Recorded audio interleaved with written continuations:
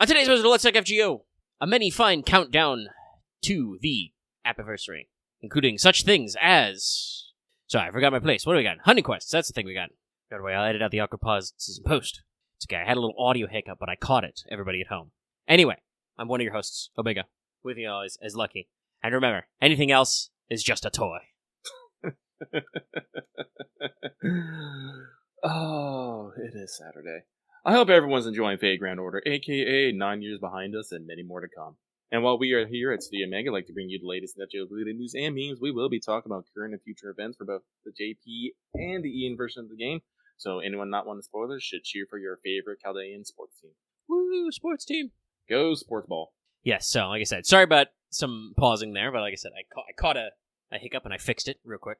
We're back in. We're locked on. And obviously, as Lucky did say, it is Saturday. I got to call the ball on one. That's a mea culpa from me over here. I was not feeling super great Friday. It's been, as you would expect, very hot. Many of you know. And also means that a lot of the nature weather's been freaking out. Yes, happy summer, everyone. We are officially in the hot season. It's only going to get hotter for the next few months, and then it might decide to get colder. We don't know yet. Maybe. The weather is fickle.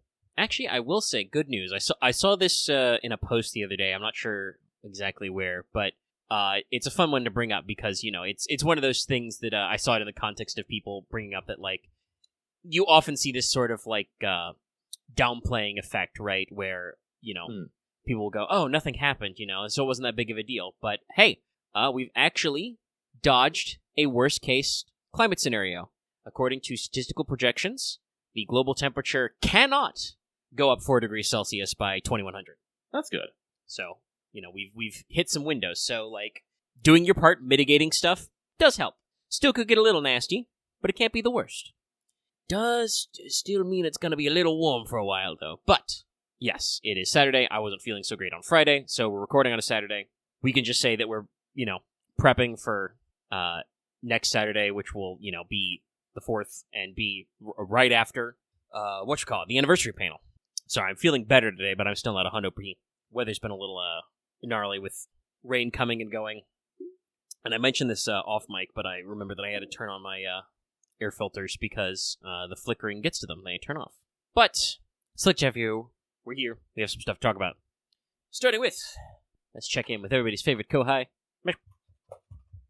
Senpai, 起きてください. Because it's time for Wake the Fuck Up Senpai Rick for Pro Tips. The segment I'm pretty sure I can't subtitle in the video description, at least uncensored. I mean, we could put an asterisk out of you. I think that's what I did last week. Also, nobody went in the comments and was like, oh my god, these time codes suck! So, time codes seem to have worked. Thumbs up. Good job, everyone. But yes, like I said, I'm pretty sure I can't get away with an uncensored F-bomb in the video description still. YouTube is a little leaner about, you know, what counts for demonetization. They kind of phase back and forth, but I know for a fact can't put certain things in the thumbnail or title for sure. Though you would be shocked what I can get away with. Please direct your attention to what I decided to call last week's Resident Evil stream after we finished. Yeah, I saw you change that, and I was all like, sir. Listen, yeah, we can always use a few more clicks. And it was a central theme of the stream. In more ways than one, yes. Anyway, we may talk a little bit about that later. But, pro tips, I got one for you. This one is actually relevant. It's not going to kick in right now, but it'll kick in before the next show, so I thought I'd let you know. Gosh, I'm shivering a little. Blah. But, hey, anniversary's about to happen. The panel and the big celebration's not until the 4th, but as usual, they are going to trickle out a few things we've already experienced, to the appiversary, if you will. But one of those is going to be the Pavilion Quest, as they're called, for Craft Essence Exchange.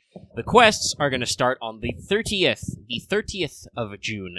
You will not be able to exchange the tickets for the CEs until the 2nd of July. The 2nd. They usually do this every year, but it's just something that, like, I usually see a couple of people wondering about, and even sometimes myself have gone like, oh yeah, can I exchange these yet? Nope. So, yeah. You'll be able to start the quests to check in soon. I'll give you a whole heap of tickets and stuff. And like I said, it'll open up the CE exchange tickets. You cannot exchange the CEs until the 2nd. Everybody got that? Good. Okay, next up, we move on to Rex of the Throne, our regular achievement topic. Actually, a mega Quintet Corruption, I realized we should not have watched Small Soldiers today. We should have watched Labyrinth today. Today is the 40th anniversary of the release of the film. Dang, we missed it. I like to be timely, but sometimes we forget. Sometimes we forget. I mean, it was funny.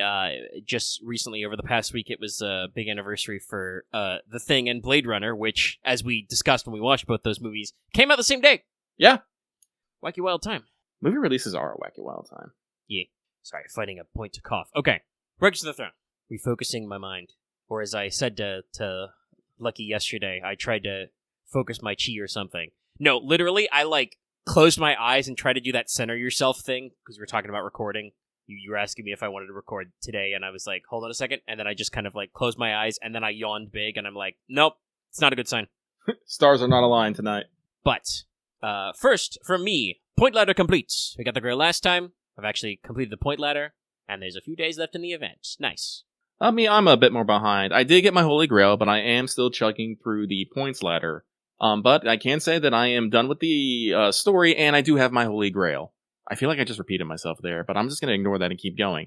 Also, I was able to spend another 10 tickets and get the 4-star CE that I previously missed. This does mean that my reserves are a bit smaller for our upcoming anniversary, but I was going to say I have faith, but that would just been a lie, and I don't want to lie to y'all guys. I really don't. I don't have faith. I am about to get exploded. Everybody's worried about it. Please send your thoughts, your prayers, and possibly your wallets. Preferably your wallets with money inside them. If you just send me an empty wallet, I will cry. Yeah, don't do that. That's just mean. But, consider those of you who may be fortunate in the coming weeks. Share your fortune with others. And by your fortune, I mean literally. Oh. Sorry, I just had a weird deep state brain blast. I just flashed back to the earliest comics of 8-bit theater. Your GP or your HP. Yeah. Wow. But actually with that, do we know what time? Well, we probably don't know what time the anniversary event is actually going live. No, we don't know for sure. I would assume the midnight, but it's hard to tell. Do we have an announced maintenance or about a week out? Sometimes Albert's been oh yeah, we're gonna emergency maintenance in the middle of the day after this panel. It'll be live right away. But sometimes we don't do that, so I don't know. I don't know. If I can phone. Lucky is not afraid to chill a little bit. I might be able to get a stream going and put a bit of production value into it. Perhaps. We shall see. I was thinking we would run a stream hopefully for the news. We won't watch along just because I want to pay attention. Listen, we appreciate y'all for being with us, and I know some people will be live reacting, but also it's one of those things where you get a little distracted when you're making idle conversation, and my brain power can be pretty strong sometimes, but to the point where some people have remarked it's funny, but I'm not really good at multitasking when language is involved. I cannot speak and write and listen well at the same time. No, unfortunately, I have discovered that I am the same way. If I'm being quiet, I can do many things quite well, actually. In fact, it's my preferred way to work. If I'm not actually doing multiple things at once, I actually suffer in productivity. But if I start holding a conversation, I can basically only focus on either the conversation and maybe one thing. I start trying to do two things. If I try to have two separate thoughts, I'll completely break down. Ark from who hangs out with us during 14 actually knows this very well, be doing wing farming. Anytime I start actually having a train of thought or a conversation, while we're doing the runs, I immediately start breaking down in mechanics. Immediately. And then, 5 seconds later, you just hear, Lucky, you idiot! Ah! Or a bleh, as I get caught by a mechanic. No, that's definitely my entire Final Fantasy XIV career, basically. Not literally every moment, but, start to finish of leveling and stuff is recorded on the internet for people to see. You can definitely watch some fights and you can tell that I'm not paying attention and I'm getting got. And then, hopefully you can see the transition to locking in where we shut the fuck up for a little bit. Sometimes, some stuff you can develop a muscle memory for, but, unfortunately a lot of Dawn Trail era stuff is, not so good at that. But yes, people are saying no scheduled maintenance, so we'll find out later in the week exactly when it's going. Yeah, we've just got the last one, so, it may be regularly scheduled in the evening, it may be, like I said, they may do a cheeky one in the middle of the expo, we'll see. Yes, 4:30 PDT on the 4th. probably blocked out for about an hour. We'll see.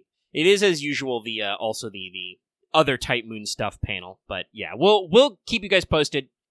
Join our Discord, follow the channel, subscribe. We'll be yelling some stuff out. If you are subbed, you will see an upcoming stream schedule if we're doing it, everything. Check it out. Speaking of multitasking, that's me deactivating the speaky part of my brain to do the ready part of my brain and be like, Notes, where am I? Did you finish your master missions? No evils, we go to master missions. So, to complete your master missions this week, you need to defeat 3 Saber Assassin Servants, 3 Archer Caster Servants, 3 of the remaining 3 servants, that's Lancer, Rider, Berserker, defeat 15 humanoid enemies, complete 5 quests, complete 10 quests. All pretty simple. You can, in fact, do the event if you are in still need of farming those points. Or you can do just about anything. These are like the most open-ended ones, period. I actually, took some time to catch up on those, Bleached Earth. It was a B sound. Bleached Earth missions lately that are still ongoing and, clean up a couple of the brand new free quests there. And, most of those have some of that stuff. Freezing quartz. But that means it is time to move on to Skelegrams. Possibly Summergrams at this point. Anyway, first, Dancing Dragon Castle, exclamation point. Free quest to back up Ashio Doman, pick up summon. No exclamation point. In fact, I'm pretty sure since I copied this straight from the website, no punctuation on that second statement at all. Just a dangling participle. Anyway, this started like a week ago now in the 21st, but it's going all the way until the 2nd of July. I do believe we had a couple of speculations about who they could possibly slot into this slot, because this is a thing that Ian, the English version, has been doing for months and months now. It might be a year. But, adding an extra banner at the end to hopefully help you with high-level quest farming. And they figured it out. Your options are 5-star Alter Ego Doman and Chiome as the 4-star slot. Doman showing up with a Seishonagon event slightly amuses me. No, it really amuses me, honestly. I'm gonna be real. No, it's pretty funny. I think his silhouette creeps in a couple of times in the event intro, but he is an AoE Alter Ego, so it kind of works. I don't actually. Honestly, they must have done it for the Keck. I fully believe it's all be funny, Ashia Doman banner, and we were like, hey. I mean, I'm reasonably certain the way this goes is probably somebody over in EN proposed it to the JP team who has to implement it, and they were start scratching their chins, rubbing their heads, and yeah, they honestly may have just been like, well, Say's a headliner for this event, so I guess we'll do Doman. He is an AoE alter ego. It works, I guess. Some of these are going to be more inspired than others. Live reaction. But we're moving on to JP, because yes, there is some JP news. Ta-da! It is a pre-release news, but it's still something new's happening. And that is the event titled "Waiting for You at the End of Spring." Pre-release campaign starting the 24th and going until the 8th of July. And yes, it is the next JP event. Seems, end of spring, early summer themed. Probably with an amusement park, I think we could pick up from the press postings. Mm-hmm. We did actually have a little discussion in our Discord. Hey, check out the Discord. About talking about how, there wasn't actually been a amusement park event. We did have, Summer Scotty World, but Lucky, as you pointed out, that is different. That is a water park. Yes. And they are actually... I joked about it in our Discord, but I'll repeat my own joke. I'll steal from myself. I watched enough Defunctland to know there is a difference. Mm-hmm. And you might say Onlyland is, but I've come to the realization that was actually a Magical Girl set. Yeah, that was also a point of discussion. I think I agree, because it's I was asking, did we do amusement park stuff? I'm pretty sure we went into the Hall of Mirrors, but I'm also pretty sure that was just a setup for a fight. I think everything we did was just either so it would be funny when Oni Cure showed up, or was an excuse to fight an Oni. And as you did bring it up, definitely feel like the amusement park is like a stock background in Magical Girl shows and that kind of thing. We need new set pieces for Monster of the Week. But this is not the swimsuit event. This is just a event that's happening before Anniversary. It does seem to be themed about smoles, but not entirely. And that is because of the bonus list, which I did not write them all down because there are quite a few servants for this. It's a pretty robust bonus list. It's quite big, yes. So I will read it off. So your choices include Arthur, Prototype, Muramasa, Benny Enma, so maybe that's why we reran Enmate, Mordred, Satanta, Summer Tomoe, Archer Moriarty, King Tut, Adelante, Babanshi, William Tell, Kid Gill, Paris, let's see, Artoria Lancer, Demeter, that should be, yes, Summer and regular Ibaraki, the Welfare, the minor version of Van Gogh, and is regular? Yeah, regular Van Gogh's on here as well. They remembered to have Summer Kyo and regular Kyo, John Dark, Santa Ultra Lily, just Medusa Lancer, Drake, Alexander, Chris Colombo, Blackbeard, Black Bart, Rhyme, Asclepius, Babbage, Hans, Mozart. Now there's a note here, because I was about to read this off. Comma, but only Ascension 1. Small. It's for both commas. Let's see. Jack the Ripper, Gray, Wuzetan, Nightingale, Cha-Cha, I already mentioned Kyo, Asterios, just the Welfare. Yeah, I don't see Super Bunyan, so just regular Bunyan, Salieri, Kazura Drop, Sitonai, Taisui, Bibi Dubai. Also, another specific note, only female Hakuno. Both Abbeys, Voyager. Sorry, all 3 Abbeys. I forgot she got a Santa alt. Tres Abigail. Count Cagliostro for some reason. Nine Dragon, Ellie, Madame Prez, and Draco. But only the first 2 Dracos. The third Draco also doesn't count. Smalls. And during this time period, the bonus servants have extra bond, double friend point, half AP rank ups and interludes, and double success chance. So it seems kind of like we're doing a Smalls theme, a kids theme, kids at the amusement park. But there's also a decent number of these thrown in. Some of these are, Mother, make your jokes about Demeter and Muramasa, but also I wouldn't necessarily say that for Nightingale or Drake. So I'm not exactly sure what the idea here is, but got a lot, like I said, got a pretty big bonus servant list. Is it responsible adults and kids? Could be. Yeah, somebody joked Mother and Pirates. There are most of our pirate friends in here. So it's true, I suppose. It is a summer kind of, but like we said, we're reasonably certain it's not a swimsuit. Is it because there's a pirate ship attraction? Oh, that would be very funny, yeah. And then we fight the pirates at the pirate ship. Could be. Yeah, responsible adults seems like it is kind of the modifier. And there's a couple of these people who I say are kids at heart. Not literally having the child trait, but also definitely like Mordred's not responsible, but, she's kind of a kid at heart. You got Babanshi, who's ultimate brat. But then, we got a couple of our medicals. Don't know what the hell Mozart's doing here besides just hanging out. I mean, every theme park's gotta have its theme music. That's true. And Salieri's there to fight Mozart. But yeah, so this should be an interesting one. Sorry, I was about the bonus servants. They got login campaigns, login for stuff. Let's see, is it the wiki doesn't say whether it's a total or it's a crude or per diem bonus, but looks like you got a few St. Courts, a few apples, some EXPs, a little bit of QP, that sort of thing. Let's see, do they have a live stream scheduled? Yes, they will broadcast the live stream July 1st, so expect us to have more news by next show. I forgot to jot this down in the show notes, probably because I was a little tired yesterday, but we also have reduced AP campaign that's tied to this, lasting until the 8th of July, so main quests up to Ordeal Call 4 are 0 AP, excludes EOR, Heian-Kyo, and Trom, and main quests in the final chapter are reduced by half AP. I do believe the next event seems like it's not going to require super deep clear, but yeah. We do also have some summon banners for this, and your banners are going to be Tut, Alexander, Voyager, Rhyme, Kid Gill, Big Van Gogh, Wuzetan, and Kazura Drop, Ibaraki. Assuming that this table is aligned correctly. But yeah, just an excuse to trot back out some of these servants. It's been a little bit since some of them had their solo raid ups.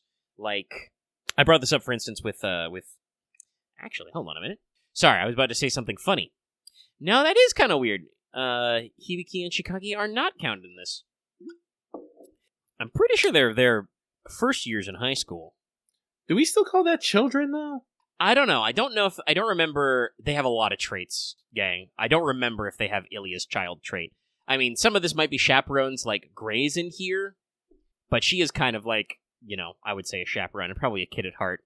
But I don't remember exactly where our markers are. But what I was going to say was that, for example, King Tut and Kazura Drop are going to premiere this year later, and I think they don't have solo rate-ups next year because that's, the great Grand Duelianing.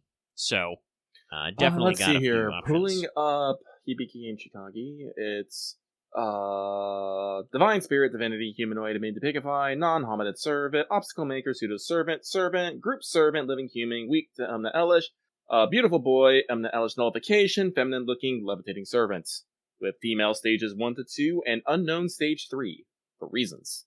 Y'all should know those reasons by now. Yeah. I was nodding along as you listed off. Yes, all that sounds correct. Okay, so yeah, they're young, but they're not.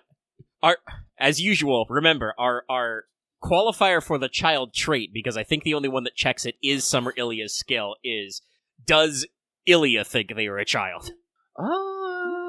Let's pull it up. Wikis are wonderful things. We can actually search by... the wiki's flowing. And I can pull up a list of who is on there. So let's see here. I believe open the list of bonus servants. There you are, Summer Ilya. Sorry, now I'm just thinking usually bonus that's servants. Go ahead. Sorry, I'm laughing. I forgot Ilya is a trait now for reasons. That's right. Yes. All right. Those who qualify as children's servants are Benny Enma, Satanta, Kid Gil, Chloe, Paris, Ilya, Tut in Ascensions 1 and 2, Kiyohime, Lancer. Are they both Kiyos? Yes. Interesting. Small John, Small Medusa, Ibaraki, Aris, Van Gogh Minor. Is that Van Gogh older as well? Yes. Miyu, of course, Alexander, Small Da Vinci, Hans, Rhyme, those Jack, Wuzeton, the small one. Do they have the big one in there? No? I'm going to guess no, that her summer's not in there. No. Kama at Ascension Run, Asterios, Cha-Cha, Bunyan, let's see here, Taisui, Kazura Drop, Abby, Voyager, and 9 Tattoo, Dragon Eliza. Oh, and Draco 1 and 2. So no, definitely a lot of child servants in there. Yeah, the list is mostly drawn from the child servant, and obviously, like I said, there are a few chaperones. I think the thing that's really interesting is, you brought it up, but regular Chloe is included in this list, and so is Miyu, and the Prilia girls are nowhere to be seen in this list. That is interesting. Yeah. I also think it's interesting, I thought of while you were pulling up the list, I'm like, because what I was going to say is that usually, servant lists are people who appear in the story. For instance, Mordred and Lancer, Lion King or Toria could be in here just because they're in, one story pip as a gag. But I'm also then it's very interesting that Babo's on this list, but no other Tamlin are, including Melusine, who Ilya does not mistake as a child, but is pretty small. She could get the child's discount if she wanted. But Balbon's on this list, and there's no Mordred on this list. Or not Mordred, no Morgan on this list. So, Balbon, she does not have a chaperone. We'll see. Balbon, she loves her mom, but also she's in her rebellious phase. She's trying to do both at the same time. That's one of the reasons why she's very amusing. But yeah, so it's not a 1-to-1, but it's a pretty close trim with this bonus list with a couple of added people. But the fact that some of them are not counted is interesting. But we will see. All right. Yes. Talked about the login. Talked about the banners. Okay. No, it is very funny. Patron chat talking about it. Kiyo is originally in the myth supposed to be young. It's just that as a servant, it's hard to tell. No, she's supposed to be only 13 or 14 years old, if I remember correctly. Yeah. The writing in FGO doesn't really engage with that part of her myth, so it's you can forget it often. I think even seeing it with Otohime. But it's one of those things where I could understand how Ilya would mistake her as a fellow child, even though she doesn't act much like it. But as we said, Melusine does not, because that's I think even Ilya can tell from a distance. This is not a kid I'm here to hang out with. But that means we move back to EN. We have a few of these. First of all, FGO Expo, Fate Grand Order 2026 9th Anniversary Countdown Campaign. That is the full title. This countdown started the 25th, will continue until the 14th of July. So log in between the 25th and the 4th, not the 14th, the 4th, to get alternating amounts of Teapots, EXPs, and QPs. And I believe this is specific days are tied to specific rewards. As mentioned earlier, Pavilion Quests will start on the 30th, And reminder, you cannot exchange the tickets for CEs until the 2nd. So do not, I'm pretty sure nobody did in a mailbag, but do not ask me which CEs I am getting until then. I do not know. I'll figure it out. I'm gonna be suffering with choice paralysis. There's so many. They're so good. I know. There's a new. I didn't actually put it in there, but as you would expect, we're a little over a month out, or no, right now we might be about a month out from JP's anniversary celebrations. They're continuing to roll out the key art for JP as well, and damn, it's good. Including a few of these are some of the servants who are selected for the new event. We've got the Catch of Heart Maid Balbon. They got a Kama, though I think that's second Ascension Kama that we dropped, Drew? I believe so, yes. Because you can tell because of the hair. But, they got, Alex looking like he's on a school trip, rabbit tut. So, this may be some tie-in. That'd actually be really interesting if they did, Sorry, this just brain blasted to me. It happens at 10 o'clock at night. But it'd be interesting if this was a tie-in to the actual, anniversary, stuff. Like, they did an event for it. Oh, that could be actually quite interesting, yes. Because all the events, all the anniversary events are usually themed. It's just that, we don't really have anything to go with them. But maybe they'll do, a countdown event that will lead into it and then do summer after. Or swimsuit after, I should say. Anyway, to ratchet back to English, there will be a series of Pavilion missions as well to get up to 18 Saint Quartz. We are renewing Start, Dash, and Returning Master bonuses as usual, starting early.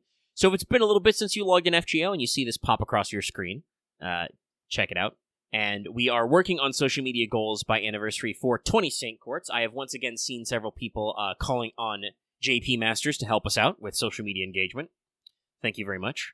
So, yes, we're online for some of that. Though, obviously, we have a little bit of future vision with clairvoyance and stuff.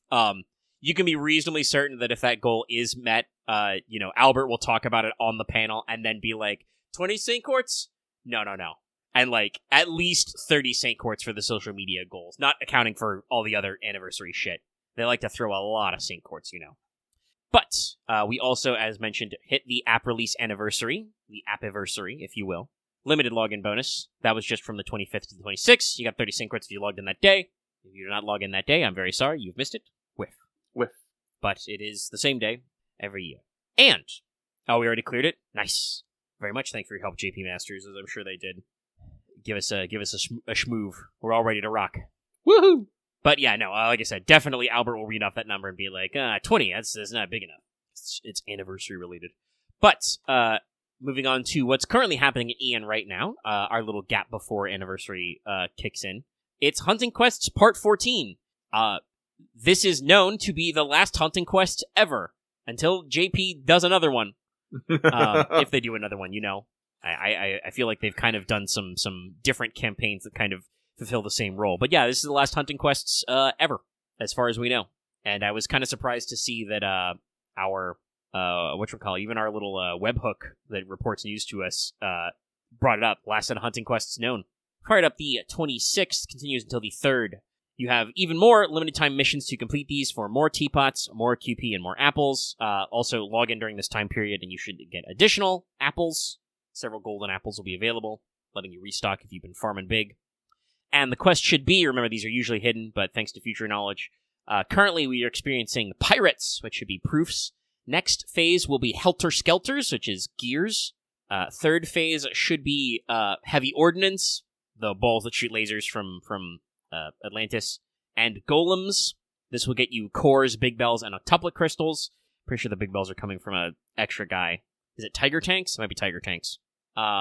Fourth quest should be Chimera's books and randomly flip in some homunculi. Well, I call them homunculi, but actually they're Artorium. They probably have the little ahogi and everything. But those drops will get you talons, pages, and spinal fluids. Third phase will be regular homunculi, anti-personnel, which is the doll type Atlantis and Olympus enemies, and occasionally flipped with werewolves. This will get you spiritrons, homunculi babies, and Yggdrasil seeds. And the final phase will be demon boars, centaurs, and plesiosaurs. That kind of rhymed. But your rewards for that will be gallstones, horseshoes, and sun scales if you get those plesiosaur spawns. So yeah, I've even seen a couple of people talking about this in our Discord literally tonight, but I'm pretty set on hero proofs still. not chip through my backlog, so I'm not going, freaky style on the pirates. And I think I got a decent amount of gears. I'll have to double check when Helter Skelters kick in. Definitely some of those later ones have got some stuff, though, that I'll want to probably farm up a few of. Could always use more pages and spinal fluids, shit like that. And sun scales are still, relatively new. But yes, that'll be hunting quests, and that'll basically tug you in through the anniversary. Pull you through on. I'm pretty sure it was last week announced, so we talked about it then, but there's also our Bleached Earth quests. And those have limited master missions that are still ongoing until the anniversary as well, or the anniversary panel, I should say. So yes, lots of time to catch up for your farming, juice up all your stuff, get a little bit extra Saint Quartz. As I mentioned earlier, I knocked out a few of those, or most of those Bleached Earth stuff myself. But still plenty of time to catch up on the old rank-ups, interludes. Maybe take a swing at advanced quests if you can get them. Work on your free quests, maybe. But yes, anniversary soon. And to remind everybody, actually, because it was not in my news notes because we did talk about it, but the panel will be 4:30 Pacific time, Saturday, July 4th. We will continue to hit you up with news as is. But that takes us to the end of Skelegrams. Yay. And then with that, Lucky's going to take control here because that's right, it's time for this week's Let's Talk FGO Mailbag. Send me what you have to say and comment accordingly. I did not properly enunciate there, but I am going to assume that you know what I meant. So, we're going to go on over to YouTube here, open up the community tab, and hit refreshes to see how many we got this week. And the number is 6. We got 6 lovely comments, and we will get through them all. Starting at the top with the Tyrant King preparing his wallet for a very rough summer. Oh boy, you speak only truth. Fun fact, we are recording this the day after that the Nikkei had their summer video premiere. I don't want to call it a stream. It was a premiere. It was pre-recorded. It was so pre-recorded that actually some bits of it actually released early. Ooh. Like I said, everyone pray for Intern Kun. That's right. I was wondering about writing that in my notes, but I saw you tweeting about it, so. Yes. I am very excited. We got some very great units coming in. But yes, no. Now that we are officially in summer, many gacha games are going to be coming out with their summer events, summer units, and they all want your money. All of it. So plan accordingly. I already know that I'm probably going to be spending some on Nikkei, and I'm praying that I do not have to spend any on FGO. I pray. But this person goes on to say, question. Hey guys, I have 2 questions for you. My first is, who do you think will be the biggest bait for the next JP event before our anniversary? My next question is, should I buy any pre-orders for Chaotic now or hold off? For context, I just found out Toys Wiz was starting pre-orders, they sold out, and it was around $224 a box for 18 packs per box. Granted, this is the first pre-order, so prices may vary slightly, but I don't know. Anyway, that's it for me. Sending the good vibes your way. Wah, and hope you have a great evening. So, unfortunately, I have no idea who bait's going to be for JP. I really don't. We have the hugest NPC jail, but also we have, worlds upon worlds of mythology and characters we can pull from. Honestly, I don't know. We could do an alt, we could do someone new, we can do something crazy. I have no predictions. I really don't. Yeah, we'll find out, I think, when the stream hits. Like, reading off the bonus list, there's a couple of things that percolated for me, but it's still kind of like, yeah, I really don't know. Maybe we'll get a servant from Strange Fake. Who knows? One of the, like I said, I am still very interested. Actually, we need to double check on that if the final book of Strange Fake has come out yet. I think it did because of the timing, but I'm not sure. Keeping up with LN news that's only being published in Japan is a little tricky. That's true. I'll have to look into that later. But, aside from all the servants that was played in the actual Grail War, Lancer also had a bunch of interesting characters about that, and we could potentially pull from some of those as well. We never know. Unfortunately, in FGO, the sky is not the limit, it is merely the beginning. True. So I do not know. Now, in regards to your, as I say fondly, cardboard crack situation, honestly, for me, it honestly depends on what you are buying the packs for. Are you planning on collecting? Are you planning on reselling? Are you planning on, playing? Generally, if you're planning on playing, then I probably would not. I think a lot of people are going to be rushing for those early orders to basically hit the resale market quickly as possible, and it'll probably be more cost effective if you wait till those are being sold and build your deck from that. Like I said, I am not super familiar with the world of trading card games and collecting them, but I do know that it is a crazy ass market. Like I said, I do occasionally purchase cards when I see them. Like I said, Yu-Gi-Oh has several cards that I I enjoy and I like having them. I don't plan on playing them and I don't plan on reselling them, but I like looking at them and going, "This card's neat." That gives me joy. But from what I know of people and what I know of games and what I know of collecting, people are going to want to resell, and if you give it a bit of time, prices should stabilize relatively quickly as they establish the market, and you should be able to pick up what you need on an individual basis rather than spending money on boosters and not guaranteeing what you want to get. That's if you have a specific idea you want to do. If you find enjoyment in the random element of booster packs and building something for what you get, I would say then get a booster box. Just temper your expectations, I should say. Like I said, this is someone who has a completely uninformed opinion on the subject, and let's turn that over to Omega, who probably actually has a much better one. Well, it's funny you say that about having an uninformed opinion, because, Lucky, you have just said what I have heard is the general wisdom when it comes to buying cards. Do not pay pre-sale prices. If the product's not on shelves, be careful about pre-ordering, both for sealed product and for singles, because people are going to try and guess the value, as already seen by the fact that some waves of pre-orders have sold out. They're going to try and guess the value and are going to mark up very, very high. And then once the actual street date is live, and as Lucky said, some people just like to rip packs for fun. Some of those people turn around and try and resell the product. The price will get a lot more competitive. Also, generally for the kinds of people who are focused purely on reselling, they don't want to have stock that lingers forever, so they will start lowering the price to move product eventually. So yeah, if you just want to buy singles, you can get a pretty decent rate usually after the product comes out. Obviously, I do know that for certain chase cards, this isn't true, depending on short printing and stuff like that. But I would guess that probably you're getting a lot of some of this selling out for Chaotic is probably because of just what's the word? Hype, buzz.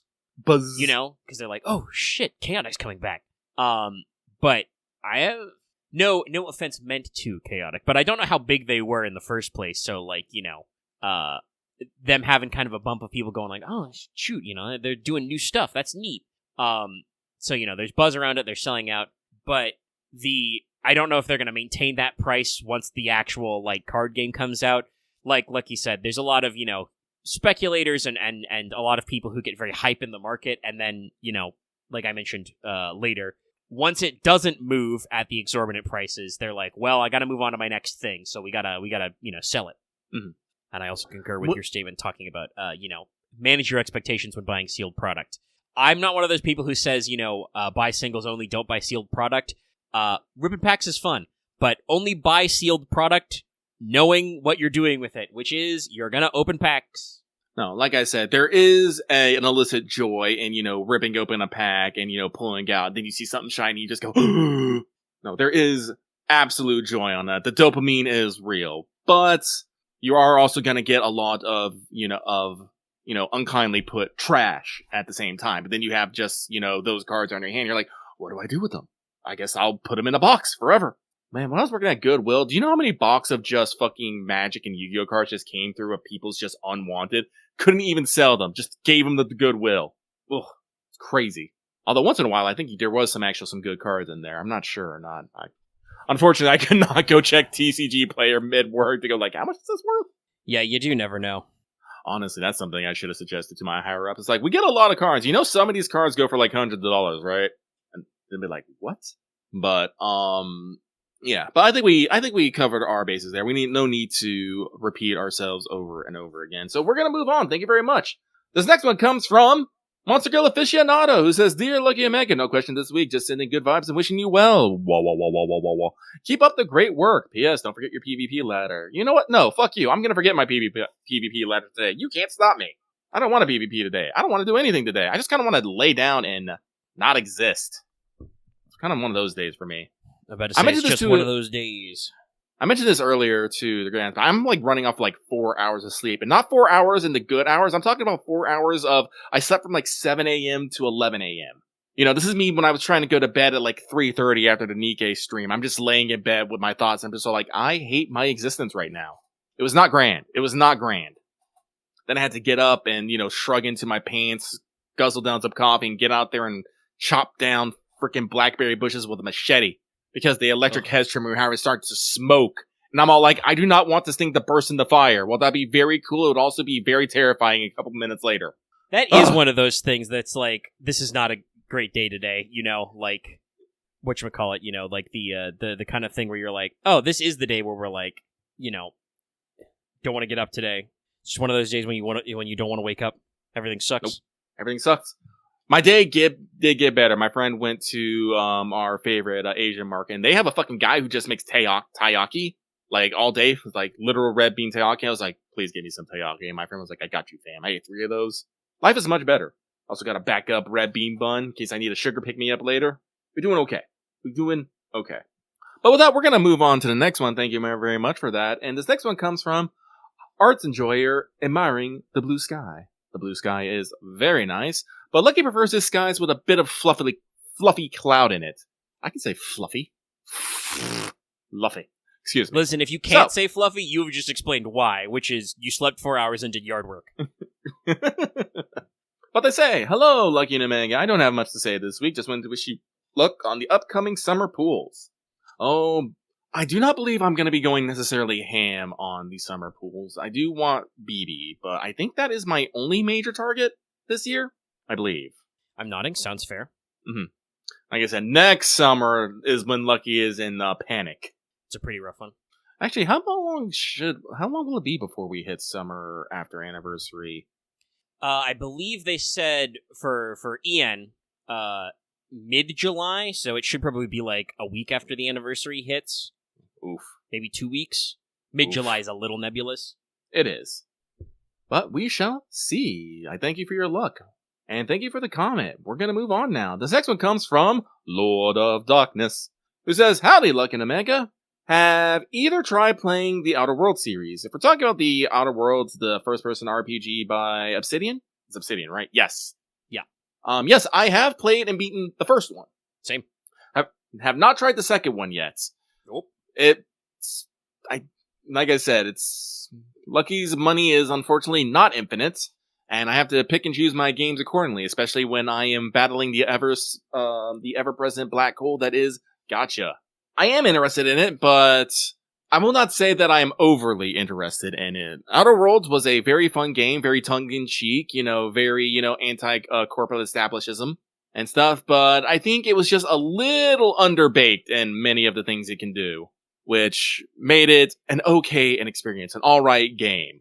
Something that was fun to play through once, but I would not necessarily have the interest in playing in multiple times, even though the game probably does support, doing things, a different way. Reports on The Outer Worlds 2 did not necessarily change my opinion on such things. And while I do believe that the game is probably an improvement on the first one, as games usually are. But if I can find it at a good at a good price, a good sale, maybe even free on some subscription service that I pay a way too much money for, but, is still worth it somehow. We'll see. Yeah. So thank you very much for that. Now, we're going to move on. This next one comes from Anniversary approaches T-1 week-ish. This is correct. Howdy, Lucky and Omega. Hope you all are doing okay. Lucky's mailbag comment is a big mood sometimes. Also wasn't expecting the wanted supercut, but will be excited to use it for event farming this weekend. Oh, someone is excited for that. Question. I think with how close anniversary Question. I think with how close anniversary is, it is finally time to ask you who are your big GSSR and Destiny order targets this year. Oh, great. That's right. We are going to have a GSSR. What cockamamie bullshit are we doing this anniversary? Let's pull that up. Let's pull that up. Give me the list. Yeah. Let's see here. Let's see here. All right, so we are going to have our Destiny Order campaign. Oh, let's see here. Who do I want? Yeah, that's definitely one that's like, man, I don't know, you know? All right, so looking at this, it's going to be 17 banners divided by theme. And it looks like they're all pavilions with specific themes. Here, I will pull up the list that we got here. Also, Chad, if you hear me typing in the background, that was, speaking of card collection, that was me actually checking the price of some of my Yu-Gi-Oh! Foils. Because, listen, there's a lot of stuff going on this season. It might be time to break a case of glass. But let us look at the pavilions. Yeah, no, so it seems a lot of it to be themed around events, I should say.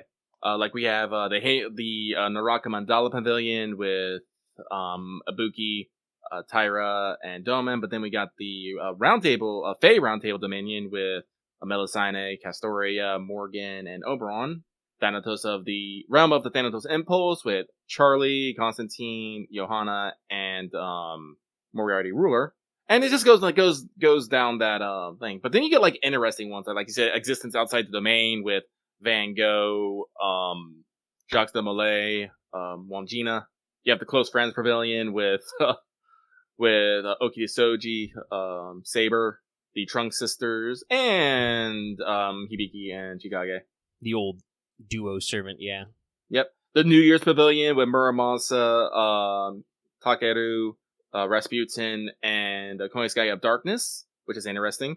Chocolate Pavilion with, Andromeda, Karen, and Bazette. Several Summer Pavilions with, several Gouda Pavilions. Mm-hmm. And a couple, borderless pavilions here with that seem just for special events and whatnot. Yeah. Maybe one that doesn't, fit in, perfectly. It does say that, the 5-star servant will be a random limited servant within the servants, and there will be a guaranteed 4-star in there as well. So if you might be missing someone, also might be might be a... I do not think I'm missing any 4-stars from this list, though. I am, but that's always kind of a crapshoot, I feel. Oh, wait, no, I do not have Gareth Saber, excuse me.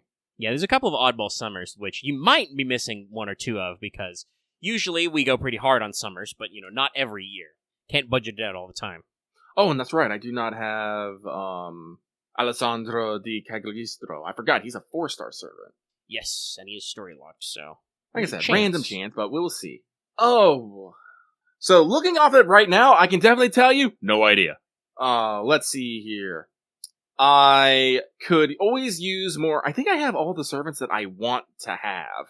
Like I said, I got fairly lucky in the Samurai Remnant collab. I got super lucky in the Mahoyo collab.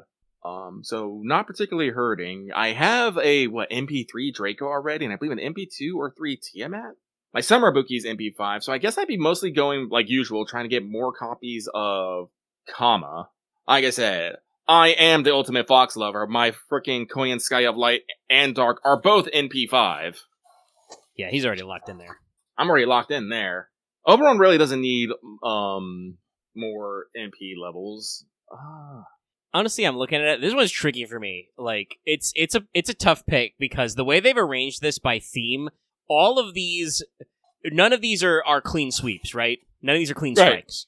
So there's room in all of them for something oddball to come up. I could fire on Fae Roundtable Pavilion for Oberon, but that's a probable NP2, just as likely to get NP2 on Morgan, Castoria, or Melusine, which wouldn't be, bad, at least for Morgan or Melusine. I don't really know if Castoria requires NP levels for what she does, but, it wouldn't be wrong. And, on the Ordeal Call Pavilion, I could fire, and try and get Durga or the Count. As you know, the Count, fucking stole my wallet, motherfucker. Took the money and ran away to France. But I already fired for Durga, I think, last GSSR and got NP2 Medusa instead, which I don't hate, but also, not needed to sauce her up, NP2 is pretty comfortable for me. And we're talking about spending basically with taxes and stuff, 15-ish bucks. It would depend exactly how much paid is left over with Destiny Order. Destiny Order is just that I'm gonna fill with servants I don't got, Like, honestly, looking at me right now, like, considering what I would need to best fill my line, I'm probably looking at Summer Pavilion 3, which is Ashe, Berserk Castoria, and Melusine Ruler. Like, my Ashe and my Castoria are both MP1. My Melusine Ruler is MP2, so getting her would be a dub, but it would still make her stronger, because I think she is my go-to offensive ruler right now. She is a very good unit. That's another one I was eyeing up, because again, that's another one where I've got 2 out of 3. I would really like the Castoria, and I don't think I would mind, because I think I only have NP1 of Ashe and Meluko, so that might work.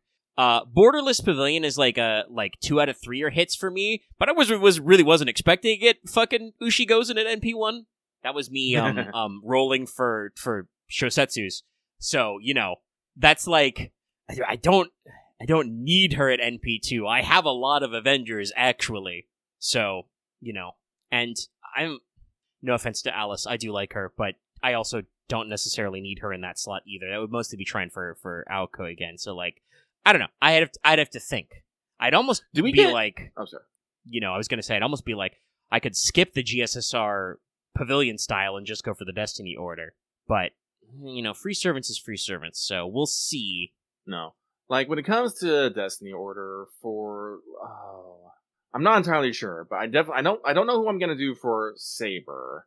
But for Archer, I'll probably do Durga. Lancer, I will probably do Tama Lancer. Rider... no idea. Caster will probably be... Actually, I forgot. Do we have any restrictions on who we put in the Destiny Order? I believe it's just on 1 class per. I don't think there's any restrictions. How many extra slots do I get, chat? Yeah, I was about to say, do we get 2 extra slots? Hang on, do I get 2, and are Oberon and Draco in different ones? It is 2. Okay. Yeah, that's that. We're like, we don't know. We'll figure that out. Yeah, it says extra 1 and extra 2. Oh, we have a convenient list right here. Honestly, I'll probably go for Ibuki for Saber. Here, let me post this here because they also have a fun little graphic. Sorry, I'm leaning down looking at my phone. I was gonna say we love graphics. We love casting graphics. I accidentally put a slash at that. I think. Whoops. At least if you edit it, it should work out. There are a lot of symbols in it though. I was gonna say, speaking of the talking about that like and thumbnails, I'm like, yeah, I did do a thumbnail for the one compilation that was mentioned in this one. If you didn't see it, I released a almost 6-hour cut of Wanted from Azumi no Asura to last year's Ashe, basically a whole calendar year of FGO that was, like I said, just under 6 hours. I tried to trim all the Patreon outros out so it's just one outro at the end because, people have talked about it and I'm glad to see a couple of people interested in it. I understand, talking about the graphic design part, right? I understand why some people have gone to AI-generated thumbnails. I won't, because they kind of look like ass, and I like the authenticity of a handcrafted thumbnail shitpost. But I did post a jank thumbnail where I put the robot emoji me in a Bob Ross wig, which is I cut out a Bob Ross hair and stuck it on myself, and, edited a hand of painting a Wanted, but I put a Tirabit on it. So, doing stuff. Graphics. I'm gonna be real, Omega. That thumbnail gave me sand damage. I've done a few of those. Did you ever see... Probably not, because it was a Fail Portrayal thumbnail. But there was one I did for Fail Portrayal, I think, last month. The archetype was called Crystal Beasts. So I took the transparent cutout of Mr. Beast, and I ran him through filters to crystallize him. And several people were like, Omega, I'm not okay after seeing that thumbnail. I'm like, I've done my job. Omega, if you need me to make a thumbnail for something, please, just tell me. Just tell me, please. Listen, if something tickles your fancy, usually I'm just shooting from the hip here. If you see the thumbnail for, I think the A/B test that won was 6 hours of FGO wanted to go to sleep to or something. I forget my own title because I A/B test. If me saying that video title, you're like, here's what I would do for a thumbnail. Sorry, Patreon chat just told me something unfortunate. Draco and Oberon are both slot 2. Damn. Yeah, but here's the thing, Omega. I had no idea you were doing this Wanted supercut. I was literally bamboozled with it because I posted Deathwatch. Deathwatch, yeah. Deathwatch, and I saw it and I was just like, what the hell is that? When did that happen? Oh, no idea. I mentioned I didn't mention it by name, but I mentioned that day I was working on it because it was that Thursday. But yeah, that was mostly just to see how it worked. And it didn't take as long as I thought it might. Don't worry if you didn't like it. I'm not going to flood the channel with it. But it is a thing I could make more of. I personally am not a fan of it. But, like I said, apparently there was demand for it. So what do I know? But yes, we were talking about Destiny Order. Excuse me. Yeah, we got the categories. We got the categories here. But, Saber, like I said, I'll probably do Ibuki. Like I said, I need more Ibuki levels. I believe mine is MP2. She could be higher. What about your Saber pick, Omega? At this point, it's probably still regular Saber Musashi. Still got that one.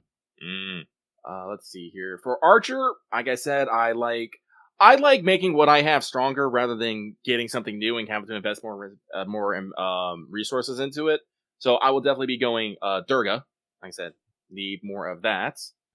I haven't rolled a Durga, so that would probably be where I'd go. Tommy's NP2, so I don't need to worry about that. Yeah, no, mine as well. Got MP2 off tickets. Shook. Eternally shook. That banner worked pretty good. Honestly, for Lancer, I'm considering putting Vitra on there. Still have not rolled her, despite her being permanent.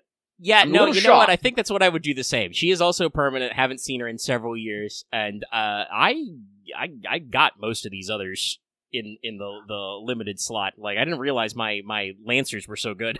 No, like, I have MP2 Tama Lancer. That will be good enough. I do not have, Obstacle Maker Dragon Girl Wife. That's like I'm pretty sure I don't have OG Skahawk, but I have a Melusine. I don't need a Skahawk for single target stuff. I also have to double check. I've like closed my app like 3 or 4 times going through this conversation. I keep like closing it, thinking I'm good to plug my phone in and relax, and then I reopen it, and I'm like, wait a minute, let me leave it open for a second and check. But let me see what my regular Melusine's NP levels are. Like I will probably put up some sort of poll to see if people want to see me stream, and if I can get above a certain amount of commitment to seeing me stream, I'll stream. I'll stream my rolls, and we will see what happens. I will, hold off. It's not going to be a lot. I only got like 300 Saint Cords right now. I'm not like some folks who got, 1,600 and, 50-something tickets.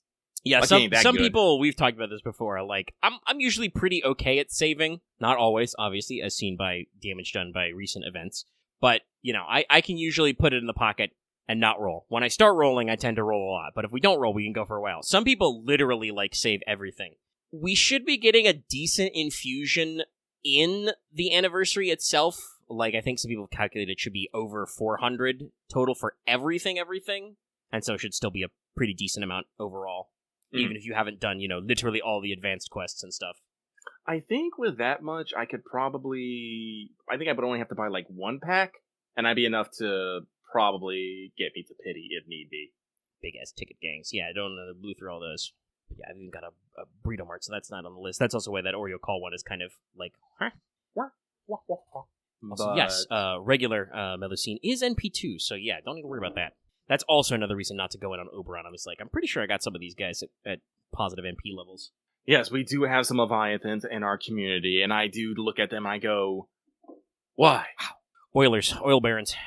Oil fucking barons. Tanikaku, moving on to writers, this is the one I always feel weird about, because I never feel like there's any particular writers that, jump out to me. Like, I might put in Nemo again, because I like Nemo. Nemo's great. But I also might put in Andromeda, Baiken, or even, Takeda Shingen. Even Constantine. Like, there's several writers I don't have, but none of them call out to me, singularly. So it's just gonna be one of those things where I'm just gonna probably roll a dice and be like, that's who we're going with. Maybe I'll get Sima-Yi. I don't know. Probably Bakken for me. Old Barkin. Because I did roll a little bit on that banner and didn't get her. Or them's, because there's multiples. Yes, for caster, most likely probably going to be rolling Ash as well. Like I said, I got solid with getting Alice, and my Murasaki is at good levels, and most of my other servants. But Ash, she needs some MP juice. Also, use coins. Coins are gonna be important. I am gonna take her up to level 100 eventually, and maybe more. Because this is supposedly supposed to be the anniversary where we're doing the Appen coin update. I don't want to call it a rework, and I don't want to call it a fumble, because we're gonna pre-unfumble it, I hope. Yeah, probably. This would be the anniversary where they extended append skills, so hopefully we get the fix pre-built. Yes. What about you? Any casters? Actually, I didn't ask your writers either. But it's because I volunteered Bakken. Bakken, that's right. Casters is another tricky one, but I still don't have Summer Nero, so probably that one. Especially with, depending on with, not knowing where my Lucky Bag summon is going for Alice. But honestly, I could also put in for NP2 Ash at that point, because it's like, man, I don't know. I've locked in most of these other ones. Casters were pretty solid on. For Assassins, I always need more Kama. But also, I do want a Huan Zhou. I really do want a Huan Zhou. This girl failure speaks to me on ways that is untold of. I believe my Kama is MP2, so I'm just like, I don't know. I would also put Cash and Kojin in there, but Cash and Kojin is permanent, so... And I haven't been waiting the years I have for Vitra to show up, so I can put a little bit more patience. Hey, guess what? I rolled a Cash and Kojin. Yeah. Before rolling a Vitra, by the way. But, for me, it's gotta be Tez. Get the Tez. I do like that guy. And it's woo! For Berserker, it's very simple for me again. Gonna be going for Atoria Casta Berserker. I just need more MP levels. I have her kit is pretty good for looping, but she needs a bit more MP damage to do it good. More MP is always helpful, yeah. Yes. I have MP 0, so I'd probably be trying the same vibes. All right, so we move on down to Extra 1, what looks like Rulers, Avengers, and Alter Egos. Oh, excuse me. Oh, who would I want? An interesting mashup.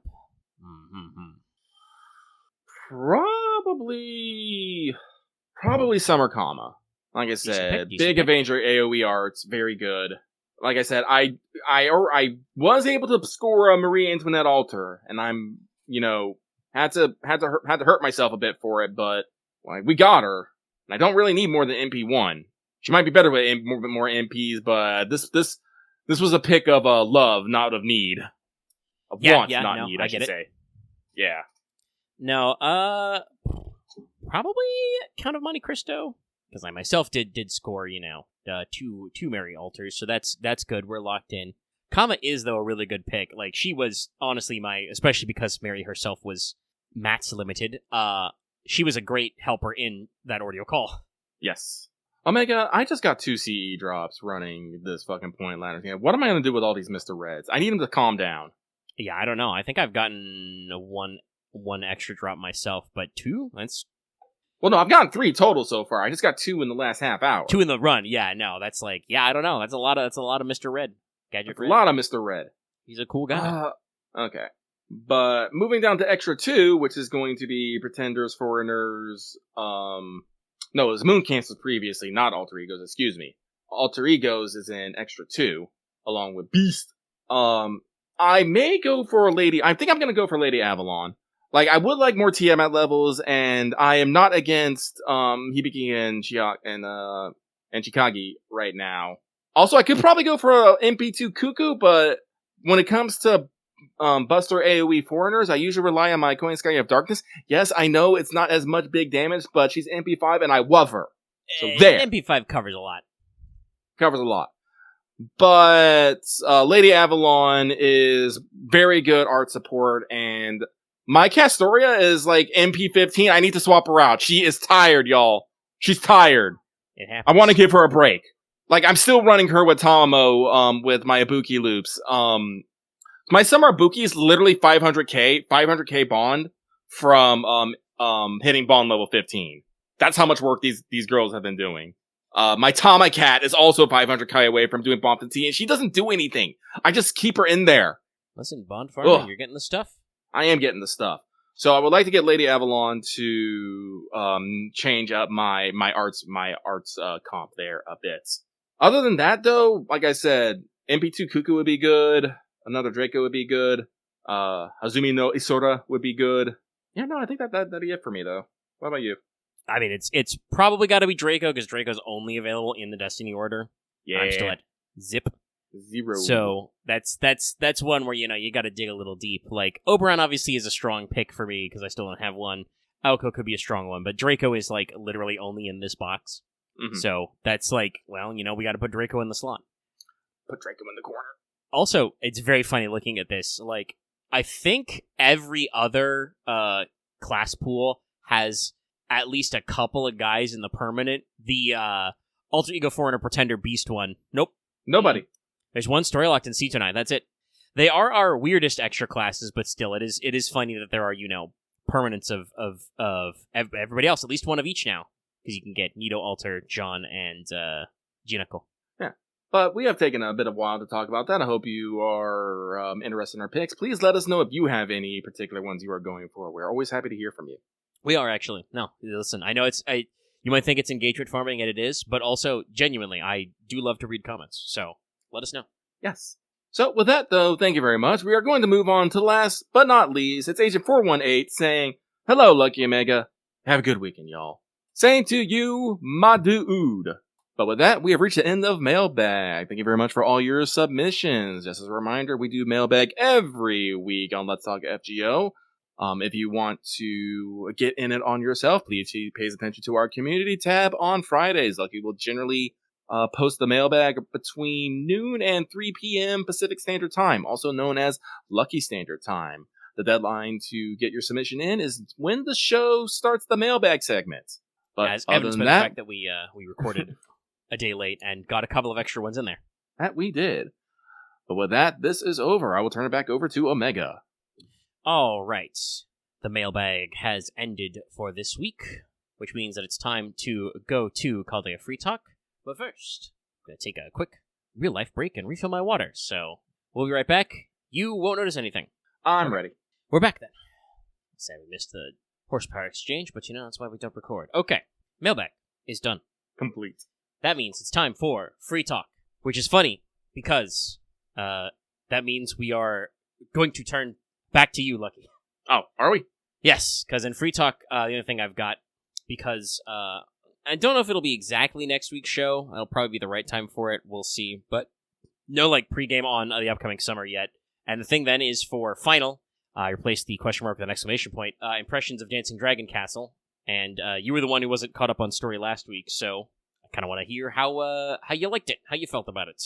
I think the thing that comes off for me the most right now is I think that Hibiki and Chigagi they need a new series. They need something to develop them more. I double checked on it. They did have while they were the mascot characters of the mobile website, they did have a very short manga. This was Mahosukai no Hako Starlit Marmalade, and you're like, oh, well, that's where their fucking Noble Phantasm name comes from. Like, cool, nice. It only ran for 7 chapters with a little bit of chapter, and it was just basically just the start of their kind of thing. Also, there are also characters in I don't know how to pronounce the name.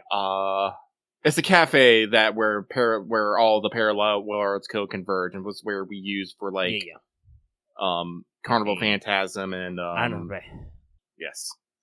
And they appear there, but they don't necessarily have a lot of things to stand out on their own.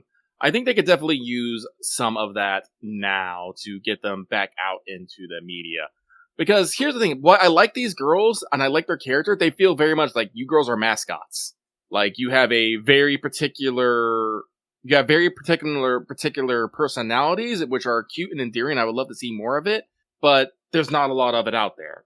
Also, fun fact, I checked into the manga real quick. The last chapter was titled "The Day a Star is Born." I was just all like, Definitely a big sounding. Yeah, no, I'm actually kind of wondering if we went with "The Day a Planet was Born" was to for Avalon and Faye was to avoid overlap in that regards. I'm not entirely sure. But I did a quick read of it, and while it is very interesting and whatnot, it is a very kind of quick and dirty manga about the two characters. And I think that they should go another run at it, because unfortunately, like, I don't want to say that Dancing Dragon is mid. It was perfectly serviceable. I liked it. It amused me. It did not necessarily hit me hard in the story, though. Like, we had some gags, we had some stakes, we had a little bit of everything. However, no one particular part of it particularly overwhelmed me in joy. And at the same time, no particular part, underwhelmed me either. Mm-hmm. So, like, it was decidedly okay. It was decidedly, I liked it, but unfortunately, at the same point, it's not particularly memorable. Like I said, at the end, we had some feels, like we said, we had some feels and we had some moments, but no more so than we normally would have in an FGO event. You know what I'm saying? Yeah. And, honestly, it's kind of backloaded, I want to say. Like, we start very strong on the gags and the goofs, and then it, like, as you said, we do setup stakes so it gets more serious, but, like, a lot of, like, development doesn't come out until, like, the last couple of chapters. And obviously, what's the word? Daily, gated events kind of work like that in general, but it's still one of those things where it's, like, you get hit real heavy at the end with, like, Azumi Sora, and then Sirius and stuff like that, and, Misachiko, like his thing, like, it runs through everything pretty fast. Like, honestly, like, we skipped over, like, we hint at it and kind of that, but we really skipped over a lot of the girls, not the twins, the girls' history of, like, the Holy Spirit, like, having heard the Holy Scripture, her, like, getting out of the labyrinth and stuff. There's, like, a whole history there that I feel we didn't really touch on. Yeah. Like I said, I feel like we did a lot of half measures here, and it's a little weird to me personally. Like I said, and, like, some of that stuff, I'm not even sure how much, let me say, is, like, out there, right? Like, obviously there was the manga, but it didn't go super long, so it's not, like, incredibly fleshed out. I know there are some drama CDs, but actually finding, like, discussion of what's in those is loosey-goosey. No, that's why I said that I feel like I need them to have their own, like, a new modern series to help flesh them out, explain some of their bits, and then probably maybe involve them in some future events as well. I do not believe they show up anytime else, and I find that very weird, and also kind of a waste. I would love to see more of these two. Because, like I said, I like them, I just feel like they're heavily underutilized and underexplained. Yeah, no, like, I remember talking about this in the wanted script I wrote, which is, like, they don't have any standalone, raid-ups since now. And there's no reruns, and obviously, kind of talking about, like, where we're going and what we're doing. It's like, yeah, there's some stuff that's there could have been some opportunities, some tie-ins maybe, but they didn't go for it, it seems, over in JP, so it's like, kind of a weird case. Like, obviously, I don't know about, like, the business decisions,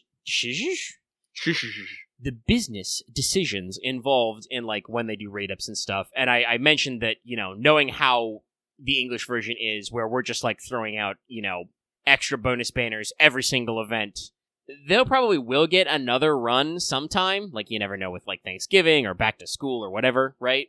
Mm-hmm. We love to throw in extra raid-ups. But it is kind of interesting that they haven't been featured again. They haven't even brought up as cameo characters, despite the fact that they are, as usual, explicitly summoned, and also, like, are involved. There's this whole thing of, like, explaining what we do, and then, them deciding to kind of join of their own free will, them being stranded in Easter Island, I guess, with the Crocs. Shout out to, speaking of comments, though, somebody did leave a comment. I think it was a couple of weeks ago when we first brought it up, but the thing with the sharks that say Croc, the old school way of saying shark in Japanese is wani, which is also used for crocodile. Oh, okay. Yeah, it's an older word, which meant both crocodile and shark, basically. I assume it basically probably literally means, like, water predator, bitey guy. No, and the girls have the protection of the crocodile. Mm-hmm. Okay. Yeah. Okay. They have that passive skill. Yeah. So, like, the fact that those guys, they're probably, like, ending every sentence with wani. Mm-hmm. But so they say croc because it's a joke, because that's not how you say, shark anymore. It would have been during the time period. So it's one of those things where, yeah. And thanks again for, like I said, somebody shouting that out in the old. Now that text. Because we were at the time, we're like, I'm sure there's some wordplay here that we don't get. And somebody was like, yes. Thank you. Thank you. Yes. So, but yeah, like, you know, like we said, they have their goofs, their gags. And some of that stuff of, like, you know, about, like, Chikage, like, you know, has her one weird trick. Dead apostles hate this one weird trick to open up your labyrinth. From what I understand, it gave the Dead Apostle a crisis of faith. Yeah, he had a couple of problems with that, yeah, but, like, you know, like we said, there's a lot of backstory stuff going on, and I'm not even sure how much of it was, like, again, no idea what was going on in some of those drama CDs, and, you know, what could have been revealed as, like, text and, like, art books and guidebooks, you know, because they did do a couple of those. But that means that, as usual, Nasu has a shitload of background information, and we don't know how much of it actually, you know, got to be utilized. So some of it coming out in This Is Neat, but it also was kind of like, I don't want to say sidelined, but it was definitely like had to share space with also all this, I'm going to assume, brand new stuff about Azumi no Isora, because I don't think he's been mentioned in Fate previously much, and like, as far as I know, all of that is just, you know, straight up world building. We take a little trip to world building world, you know? Wow. Just working through all that stuff with Isora and like his, you know, friend with the weird spiritual powers, and then being like, oh, I bet her, you know, some of her relations, you know, were related to the green one, but not her, obviously, directly, because she died. So I guess there were some other like the usual weird things. And I was actually wondering, like, before it took, you know, probably the to be expected sad turn, but I was gonna say, in the research I did, the Azumi people believe that Isora is like their own personal divine ancestor, like he was the origin of their tribe. So I was like, oh, did he like grow up with this human, grow up with him, and then, you know, they go on to be the origin of the Azumi people? No, that bit wasn't mentioned at all in FGO, which is again considered to be one of the like broader known facts, because I found sources in English without going through machine translation about that fact, you know, about the Azumi people and stuff. So like, It's always interesting what I assume, given that this is directly related to Shinto lore and also vampires, this was probably a direct from Nasu story. Like, it's always funny to see what he latches onto as like a singular big idea and go forth from. And yeah, I kind of agree that I think you know, if it's not possible for them to come up in a new series because they were kind of obscure characters, even so much so that like Japan was like, huh? What's this from? This is from a website that's 10 years old? Or older, actually, but like closed 10 years ago, probably. You know, it's definitely kind of like a who's? But FGO is a great way to reuse concepts and bring up stuff, so I wouldn't mind seeing them again. So I guess, you know, we'll see. But yeah, it's an odd little event. I think I agree with your overall sentiment that like it's not bad, but it's not great either. It's just kind of like pretty good, thumbs up. Yeah. I'm glad I was here. I'm glad I did the event. Would I pay any attention to the story in a hypothetical rerun? Probably not, no. No. I might just for a couple of the the Kyo Oto gags were pretty good, but... Kiyohime was great, but I also feel like... Also, another thing, I feel like she was just kind of half-used. Yeah, no, she shows up, make Kiyohime gags, and, you know, we fuck off. It's an oddball one, like again, talking about it, like, I don't think, you know, there's Oto and, like, Siebold, you know, and Ine are, like, servant material, you know, like even Siebold himself kind of says like, yes, I've been summoned by the Holy Grail, but I'm pretty shit. It's definitely because of like this one weird wish this guy had. Like, I don't think they need to be playable. That's fine. But like, we did underutilize some of the people we had a little. Like I said, Waver and Nagiko, perfect. No notes. I like Sei Shonagon being, you know, the mood maker, and Waver being, you know, our thinky man, our larger guy here with the facts and with that and the jabs, being our straight man. Perfect. That was great. They were perfectly utilized, and it was great. And for what they did, like the personalities of the girls of Hibiki and Chikage shone through wonderfully. Like, you got a different sense of what kind of people they were. You know, bestest of friends and stuff like that. Yeah. But no, like it's a good event. It's written, but also, like, it doesn't, like you said, it's not going to stick around, right? Especially because we're going to move on to a summer event pretty rapidly. It makes me kind of wonder, like, how it, you know, came up in the schedule, and I wonder if anybody, you know, it's making me wonder we paid pretty close attention to Nasu interviews, obviously, last year's anniversary because it was the big tenor. It was pretty important. But it makes me wonder about, like, I don't remember seeing a lot of press about the ninth period year, so it's like, I kind of like to know what the thought process behind this event was. Like, was it just we had a gap in the schedule after the reruns that we wanted to fill in, and we were like, oh, well, I've got this, this weird idea, we could do this. But usually, they had brand new servants, so, like, that requires planning and setup, so they must have been thinking about implementing them at some point. And then, like, as usual, also, we get, like, a lot of weird extra building at the end with, like, I knew, obviously, because I pre-researched the servant, and I just checked, like, the ascensions and stuff, so I kind of knew the idea of, like, Sirius and what was going on there. That's another one that's weird. Like, I get it, because Azumi no Asura is supposed to be a patron god of sailors. I didn't really see anything about him being associated with, a celestial body, like the Dog Star or anything, but that is a pretty common thing in ocean navigation, nautical navigation, because the star patterns are pretty regular. You can usually tell, you're north and south that way, and you can follow along. You can tell the season of the year by what constellations are out, that kind of thing, your relative latitude, and so on. So, like, it's important. That's one of the reasons why the Dioscuri are considered, patron deities of sailors and travelers, is because their constellation was pretty well known to the Greeks. So, like, it's not out of nowhere, but it was definitely kind of like, when they actually, like, explain the connection, I'm kind of like, that's interesting. That's neat. But also, it was literally like it was the last second power up, so we didn't really do a lot with it. We blew up the turtle Iwabune, so we didn't have to give him a sprite.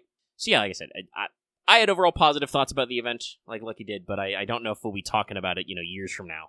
So it was good to be in the moment, and now that we have gotten it all out of the way, and hopefully everybody is done with it, if you're watching the show, also let us know your thoughts about the event in the comments as well, because, like, it is one of those things that's just like, well, I am kind of curious to see.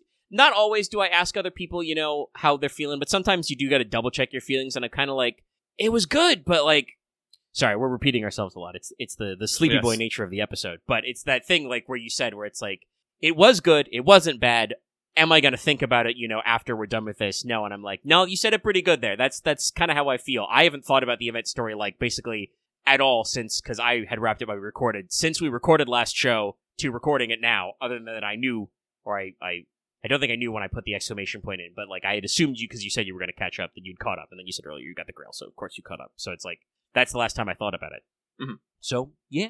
Also, I would probably also like to see Umisachi out of NPC jail. Like I said, he did have a pretty sick design. He had some interesting moves. Could probably use a little bit of a glow up, especially if you want to do some additional ascensions in there. But he can come hang out. Just, that's what ascensions are for. Yeah. And no, I think overall he was a good character because, like, he's the antagonist and he is antagonistic by design. But he's one of those guys that wasn't like a super bad guy. Nah, he was kind of a tsundere. He's trying to overcome, but also it's a very classic Fate plot of being like, okay, buddy, if you go to Owatatsumi, no Kuni, you can't do that. This is not the Age of Gods anymore, okay, bud? It's not a good idea. Who knows what the fuck will happen? And there's still a lot of, like, weird unanswered questions of just, like, mechanics, We traveled to the liminal space dimension, aka Final Destination, fought some ghosts, and we left. I also kind of feel like mechanics don't have to be super strong, but, like, the sweets making thing was also felt kind of, like, weirdly tacked on. Like, it was important, but only fleetingly. Like, we got Kyo Oto on our side because they were like, let's bake sweets together, and it's like, that's cute, but then we have to go into the fucking ocean and leave her behind, mostly, so, like, yeah. And then the cake, which was, we did talk about a local delicacy, that was kind of plot important. Wow, sorry, I've like, I can picture the NPC in my head, but I can't remember her name. Because they only say it a few times, but, like, that comes back with Isora as well, but it's, like, very fleeting, and it's kind of oddball. It definitely feels kind of like I said, where, like, the dev team, like, they ran the polls for these, like, reruns and stuff, and we're like, well, we're gathering our data on what reruns we're gonna do. We're probably gonna need an event anyway. What do we got in the can, What kind of weird ideas do we have? And kind of, came up with the mechanics. Like, it's okay. God knows when the exchange time rolls around, I have a shitload of ingredients to exchange for QP. Oh yeah. Literally, chat with only like 7 slots. I think I still have like 700 or 800 of some of these because I was farming the 221 node. Not trying to do that 90++. Writer Da Vinci can do the caster node pretty easy even at 221. So I have a shitload of like the materials to exchange that I can't exchange fast enough. Oh, actually, I forgot. The point ladder only goes to 1.5 million, not 2 million. I can stop grinding now. Jesus. You got it. You're locked in. Whoops. Nice. Yeah. There you go. Chivo mid-show. Also kind of rhymed. I wasn't thinking about that. But yeah, no, it's like that's another thing. Mechanics of the event, very respectable. Only goes to like 1.5, not 2 or 3 mil. So like, no, it's pretty all right. Didn't hate it. Didn't love it either. But all right. Okay. To avoid repeating ourselves further, I will take a sip of my drink, and I will say, we are leaving the zone of Chaldea Free Talk. Let us go to What's Up. What's up? Our Anything Goes segment. What's Up, I think, will be a little oddball this week. To kind of preface some stuff, there are a couple of things to talk about, kind of like, recurring updates to a few things we talk about. But at the same time, it is kind of like right now, I'm personally kind of in like a routine, spend a decent amount of time when the server goes live in Vintage Story, but also not like a lot to talk about there. Not really, no. Like we're chugging away, we're advancing, we're doing Vintage Story stuff, but nothing like groundbreaking, like technically nothing that we haven't done before. There are some things we still want to do, but we're working through, but there's not a lot to update there. And I spent a decent time in there because Vintage Story is a game that requires you to put in a few hours of labor when you're working on stuff. Yeah. Like, you and I have both finished Beehive kilns recently, and, like, a lot of that is just, the fucking make work of make a brick, cooked a brick, put the bricks in bricks, build, make more bricks. Oh, don't forget mortar, which is, mortar. Cook the lime, put the lime in the water. No coconuts involved. No coconuts. Shit, do we have coconuts? We do not have coconuts. Damn. We don't have limes either. No limes, damn. Actually, I think orange is the only citrus we have. Well, base game. I don't know what. Yeah, we did have biomes and stuff. I mean, a nectarine, I think, is an orange relative. So that would be a citrus, I suppose. Yeah. Man, I'm kind of surprised there's no, at least vanilla, there's no limes or lemons. Pretty common. I mean, we did get a shitload of stuff. Like, we're all drinking fresh OJ, which is funny, because as the farmer, Ark harvested a bucket load. I'm the rancher. Yeah.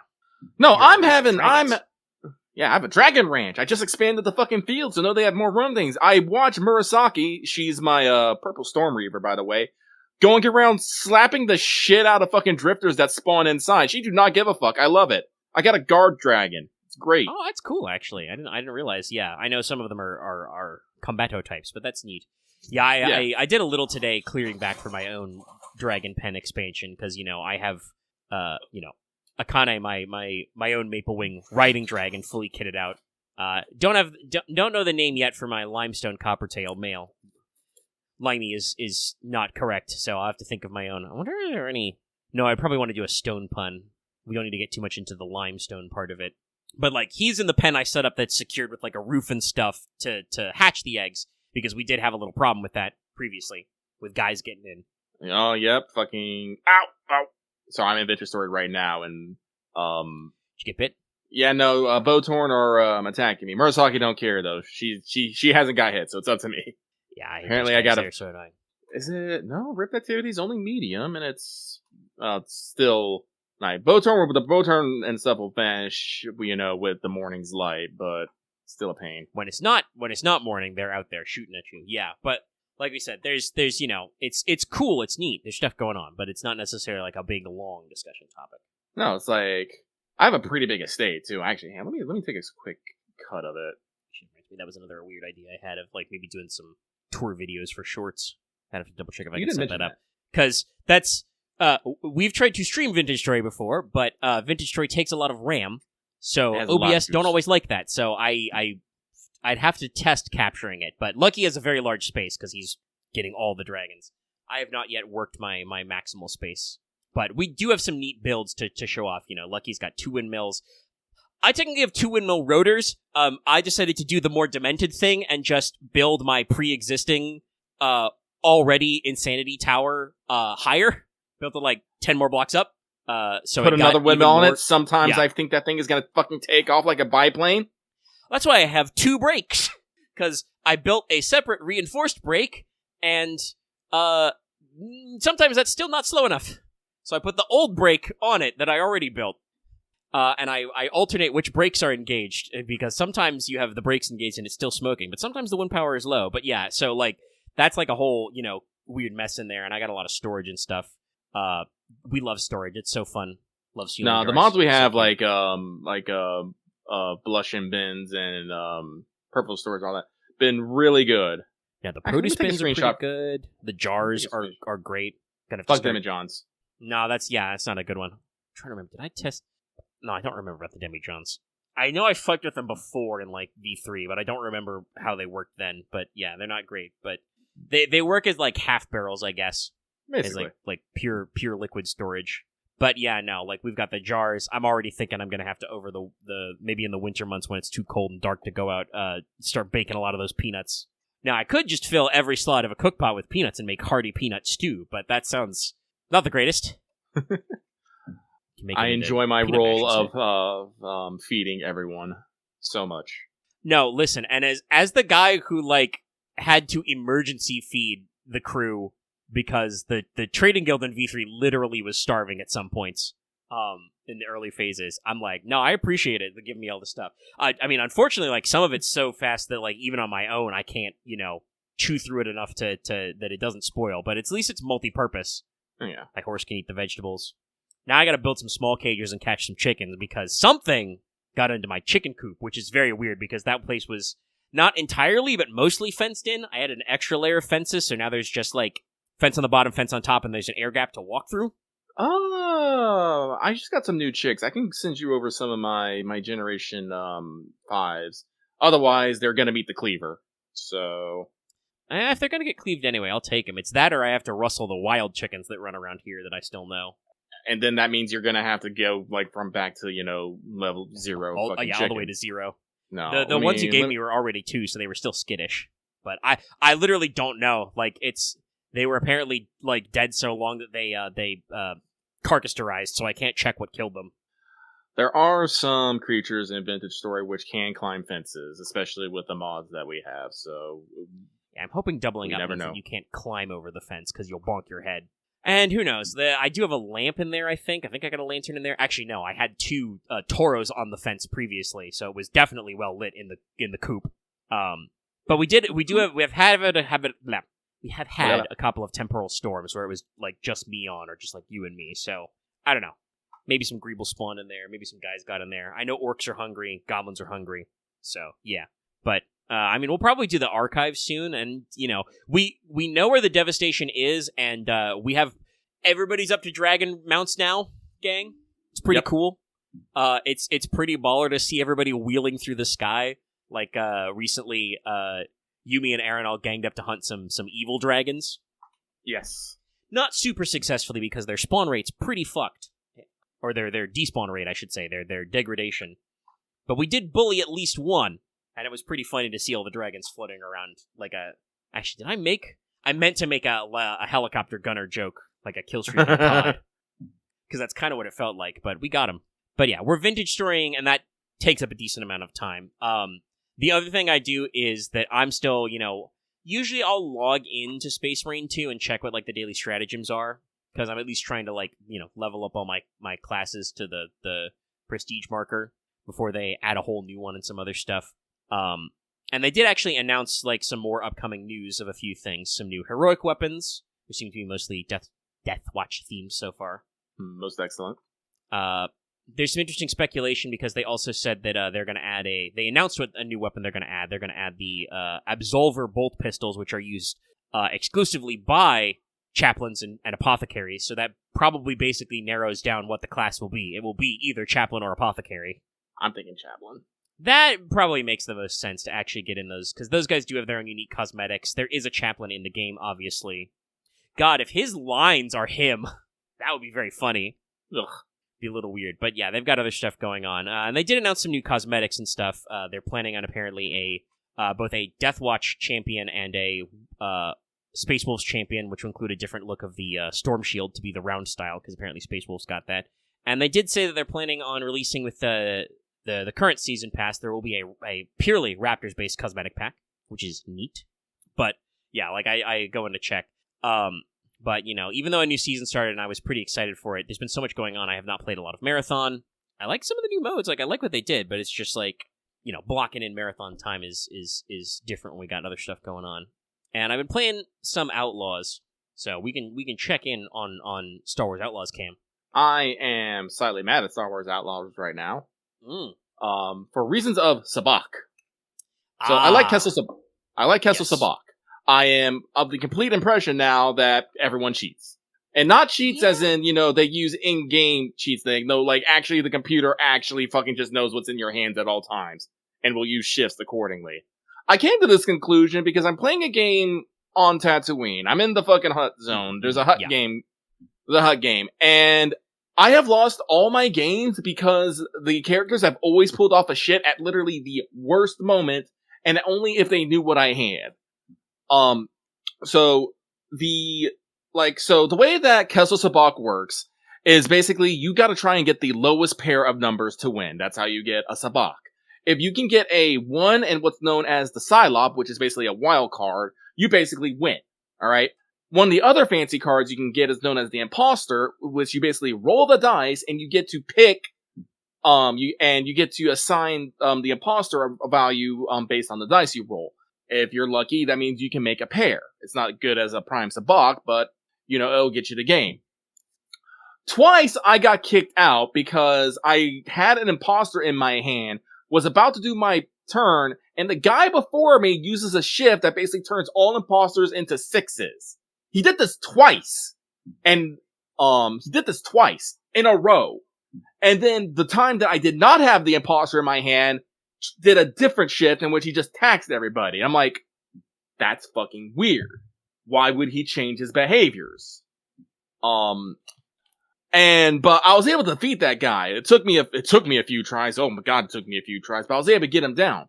And then I was basically playing one-on-one against this other guy. This guy who's been a complete pain in the ass. I do not know how. Like, I did not know how, but he would just, you know, just hedge and hedge and hedge and hedge and not spend coins and somehow still get hands so that he would not go out. And finally I got him. I was on like round 6. I was in round 6 of this Sabak game. Ugh. Each round takes 3 turns trying to get this one guy. I pull my hand. I pulled a 1 and I pulled the fucking Psylop. I literally drew the best hand in the game. This guy immediately on his turn hits with the shift that says I have to discard my hand and draw a new one, which means I discarded that 1 and that Psylop, and then the game went to him, in which he immediately picked up that Psylop. There is no way on earth that the game would know to do this at this time. There was no indication. It was literally the first draw of the fucking game. I had not discarded anything. I had not used anything. He just fucking randomly asked decided to use it right now when I had the best fucking part in the hand and got himself a hand that would automatically win. Kessel Sabak, they fucking cheat. I'm not going back to that game until I get the other cheat options that I can fucking use on people. Because apparently I need to cheat to have a fucking fair-ass game here. Yeah, honestly, I didn't mention it before, but I also felt like that after trying to do a couple of the Kessel's side quests on Kijimi, and it was just like, wow, I feel like everybody always fucks with me. I swear to God, I don't know if it's a table rule or they just keep doing it while I wasn't looking, but there's a Crimson Dawn table in Kijimi where they always reverse it so higher numbers are better. And like, I'm like, why the fuck am I losing? I'm getting like, 2s and 3s, and they're getting like 6s, and it's like, oh, well, they did the shift where they changed the table rules, so higher pairs are better. So, like, no, I do think they cheat, and I myself have I think I did do one of the hut ones because it was for it was to get a deed back to a moisture farm. I'm also in Tatooine. Yeah, no. But, like, some of them I feel like are scripted lower, but other times they're got, like, high roller stuff, and I'm just like, no, I want to figure out what the other cheat buttons are before we do this. I don't know when they're going to come up. I beat fucking 2 of the high rollers. I beat the fucking Kijimi high roller, and I beat the fucking, Toshiron high dealer, I can't remember his name. But, like, I beat both of them. It's just this fucking random-ass table in the fucking hut zone in Tatooine. They're tossing my ass every single time, and it's making me mad. I wonder if there's a fixed difficulty or if it's just the order you go in, because I know that I think ND5 tells you to go to Kachini next. He recommends it. Yeah, no, I think there's like fixed difficulties between like certain games. Bosnak, that's what his name. Bosnak took me a few tries, and that was interesting because he's like, I'm keeping an eye on your little pet, no cheating. And you couldn't use Nyx in that one. I thought, oh, that was neat. And I do like the shifts and stuff. And Castle Sabak, like we said, it's not real Sabak. It's like fucking, it's like scoundrel Sabak almost. It's kind of like what you see a lot with. It's almost like I want to say like the video poker version of poker. Like it's close to the original, but they add a couple of extra fun, twists to it to make it simpler, so you're not just playing space blackjack. Yeah, like the card values only go 1 to 6. Also, I don't think I mentioned this when we talked about normal Sabak, but in Legends continuity, the Sabak deck is also definitely just a tarot card deck, because they have shit like, and you may have seen this as a title of a jukebox title, the Queen of Air and Darkness. I've mentioned before, the Fool. Like, they just have, like, Tarot Major Arcana in the Sabak deck. That's probably a lot trickier to program in. Oh, probably. But no, so, like I said, I literally had to rage quit. Like, after I lost that fucking prime-ass hand to a random-ass shift after 6 rounds of trying to get this one fucking guy... No, I had to put it down. I'm like, nope, I'm walking away. Yeah, I understand that, because like I said, I went through that phase a little earlier than you did, but I definitely like had that moment, and I'm just like, there's moments where I'm just like, if this video game were different, I would be able to accuse you of cheating and fucking, I'd gun you down where you stand, you son of a gun. Like, that was my immediate thought. It's like, I do not care that I am in the middle of hot territory. I would shoot this man. Well, I would shoot this man, shoot his friend. I would shoot the guy behind me who's probably telling the guy in front of me my fucking hand. Literally, there's a guy in the fucking... I think you even... Also, yeah, if it's the same hut game, if it was for the deed or in that area, there's a guy at the bar right behind you. Like, I think there are a couple of tables like that where there's definitely a guy watching. And which is why you should hold your cards close to your vest. But K-Vest is funny, and she'll show Nyx. K-Vest is an idiot. She's getting better. I will say this. She's getting better. She's getting better. How far are you in Tatooine? I completed Partners, which I thought was a pretty good quest. No, it was good. That's about where I'm at as well. Also, fuck Haas. I'm glad he's dead. Spoilers for Outlaws, but fuck Haas. I mean, I kind of feel like you got the idea that, like, he's not the best fit. Like, there's several of the quests in the chain leading up to that are kind of like, man, he's a really petty bandit. He crashed a speeder. He's, being held hostage by the fucking Tuskens. He tries to get you to pay his fucking cantina tab. He welches on your fucking... Like, I know the moment that he wasn't gonna fucking work is when he says, yeah, we're gonna meet you at the ship, and he goes plays fucking Sabak. I was all like, man, Haas, this ain't gonna fucking work. And then he tries to give away Nyx. That was the moment where I'm like in that cutscene and I'm like, I know where this is going, but I'm like, it's really good of them that they held both of K-Vest's arms back, because I went through the unlock and the gunslinger, man. I've got all kinds of new moves. I can adrenaline 5 people now. And if this was gameplay, y'all motherfuckers dead. No, again, this was like a very good moment because you get a little bit of Nyx and K backstory. You see a little bit of Mom. And the moment, like, K-Vest is, like, running through the streets of Mos Eisley trying to get to the speeder, she's like, ND5, I gotta get Nyx. And ND5's like, this is a bad action. You, again, K-Vest is an idiot, and she's a fucking tryhard, but the voice actress who play her is amazing at portraying that. Like, the emotion you feel when she's, like saying, I gotta get back Nyx, it's like, it was real. I was like, whoa.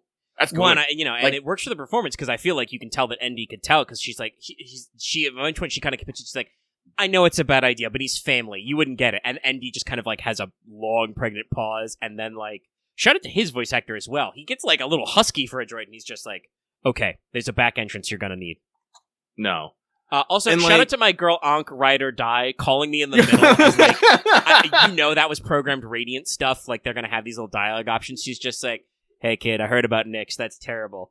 Hey, unrelated. Do you know if Haas has any things he would like not exploded? No, like I said, I love. No, Ankh is a real one. I'm so glad she's on board. Yeah, she's Ride or Die. That's honestly, I think the Haas stuff is really interesting because, like, on the one hand, you're like, well, he's not a good fix, but Jalen is like, I don't know if we're gonna be able to do it without him. I don't know any better any better gunslinger type guys, Oh, I'm pretty sure I know where the story is. We're gonna fucking recruit Vile. We're gonna recruit Vile. She's gonna figure out that fucking. We're gonna find out that Slira's been working for the Empire, and she's gonna be like, I don't work with no Empire. Yeah, and what's all like? Like I can already see. You can already see the vibes when they have to do a forced team up against the Rancor. Because of course you got to sneak into Jabba's palace and do the Rancor. And the reason why by the way, go ahead.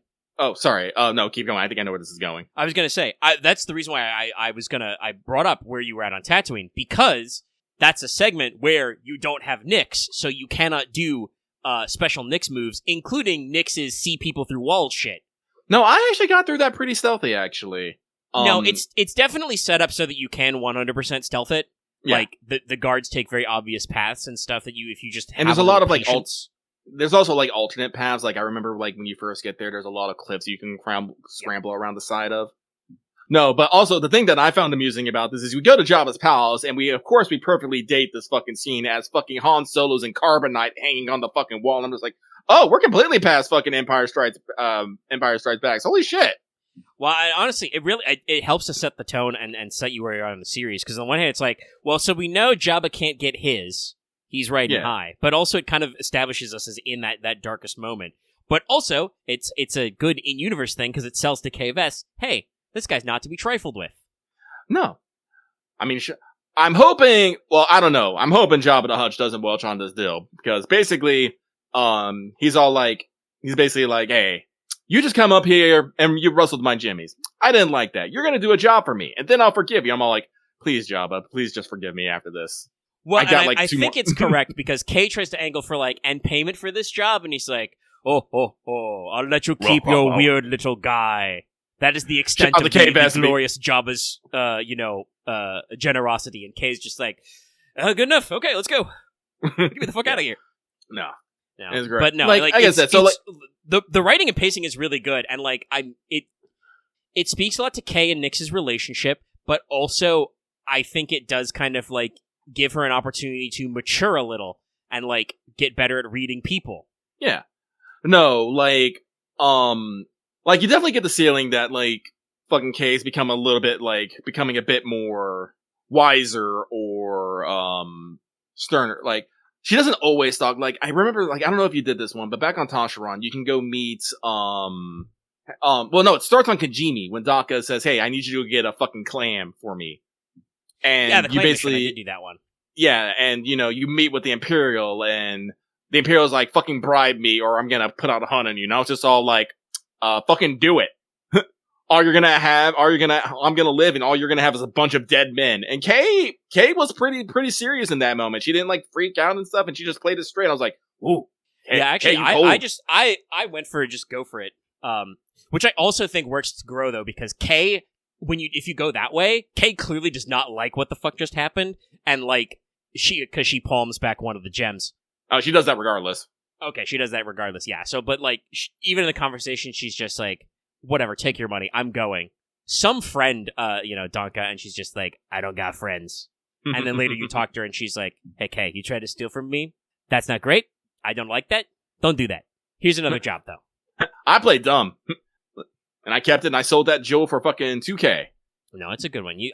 Again, the writing on this is really good, and I like kind of the direction it's going. And I don't mind that they include some of the big namers. Obviously, Jabba is actually bulletproof because he has to make it to Return of the Jedi. But at the same time, Kay doesn't, she's bullshitting, but, she bullshits forcefully. She starts that conversation after the Rancor bit and you get captured again, or maybe that's the first time. One of the two times, it was all kind of a blur yesterday I did this, but, one of the times she just walks up and she's just like, all right, nobody start nothing. I have a gang surrounding this place. And then she gets cut off and she's just like, okay, I guess we're just skipping that step. She tries to go for, the forceful bullshit, I'm not outnumbered, you're outnumbered. And then just Jabba's guards don't give a shit. And she's just like, yeah, okay, all right. And kind of the same with the bounty hunter, where she starts just by being like, okay, we did your thing, and, what are you talking about? And then she just breezes by and she's like, glorious Jabba, sorry, we've gotten on the wrong foot here. We've clearly upset you. That's our bad. And Kay's just like, hello? I'm right here. We just took out a Rancor together. I think they only knocked it out, but still. Well, like I said, it's gotta survive to fucking Return of the Jedi. The Beastmaster did not, because they made it a lady in the same costume as the guy from Return of the Jedi. So I was just like, I don't think this lady's making it out of it. And no, those guys dropped the Relby, which is the weird grenade launcher gun that Bosk has in Star Wars. So no, I blew that lady up because I punched a lot of guys. I learned that the primo trick for the Gamorrean guards. They're too tough to stun, but you can stun and punch them. Oh yeah, stun and punch. If you drop a pot on their head, that usually gets them pretty good. Don't always have an opportunity to do that, but no, you don't always have the should. environmentals, but that's a good one. Yeah, no. Those guys are gnarly. There's another side mission where I was like, I think it was the one where I was looking for the datapad for the gunslinger, and I was just like, I tried to like sneak it, but there were just so many guys, and I didn't even have to sneak it all the way. There was another part in there, but like the datapad is like in one small restricted area. But I just like called them all out and started blasting them. I was like, oh my god, there's so many of these guys. Like those Gamorreans will ruin your day if they catch you. No, I was able to sneak that. I'm actually real. I don't know what it is, but I'm really good at sneaking around vaults because the datapad's in it's not in like the same area, but it's in the same zone where the Holt vault on Tatooine. No, it's one of those things where like the search area circles can be pretty broad, so I was kind of like, I did the thing where I was just like, I tried to sneak, I got caught, I got frustrated because there was a lot of guys, and I'm like, all right, I'm just going to take the hut hit and call them all out. And then it's just like, oh my god, there are so many guys in here. I'd still worth it because I was able to rack up some points because I also did the Rooster quest for the heavy.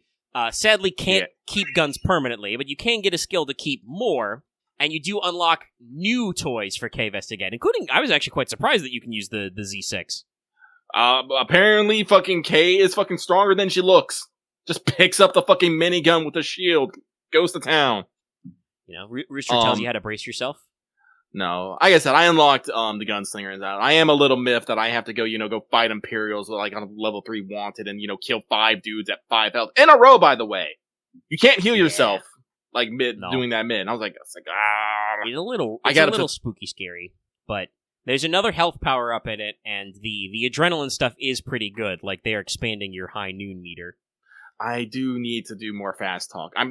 Unfortunately, I'm so good at stealthing in combat that I really usually don't have an opportunity to fast talk. By the time they get close, I'm either like ghosted away or I've killed them.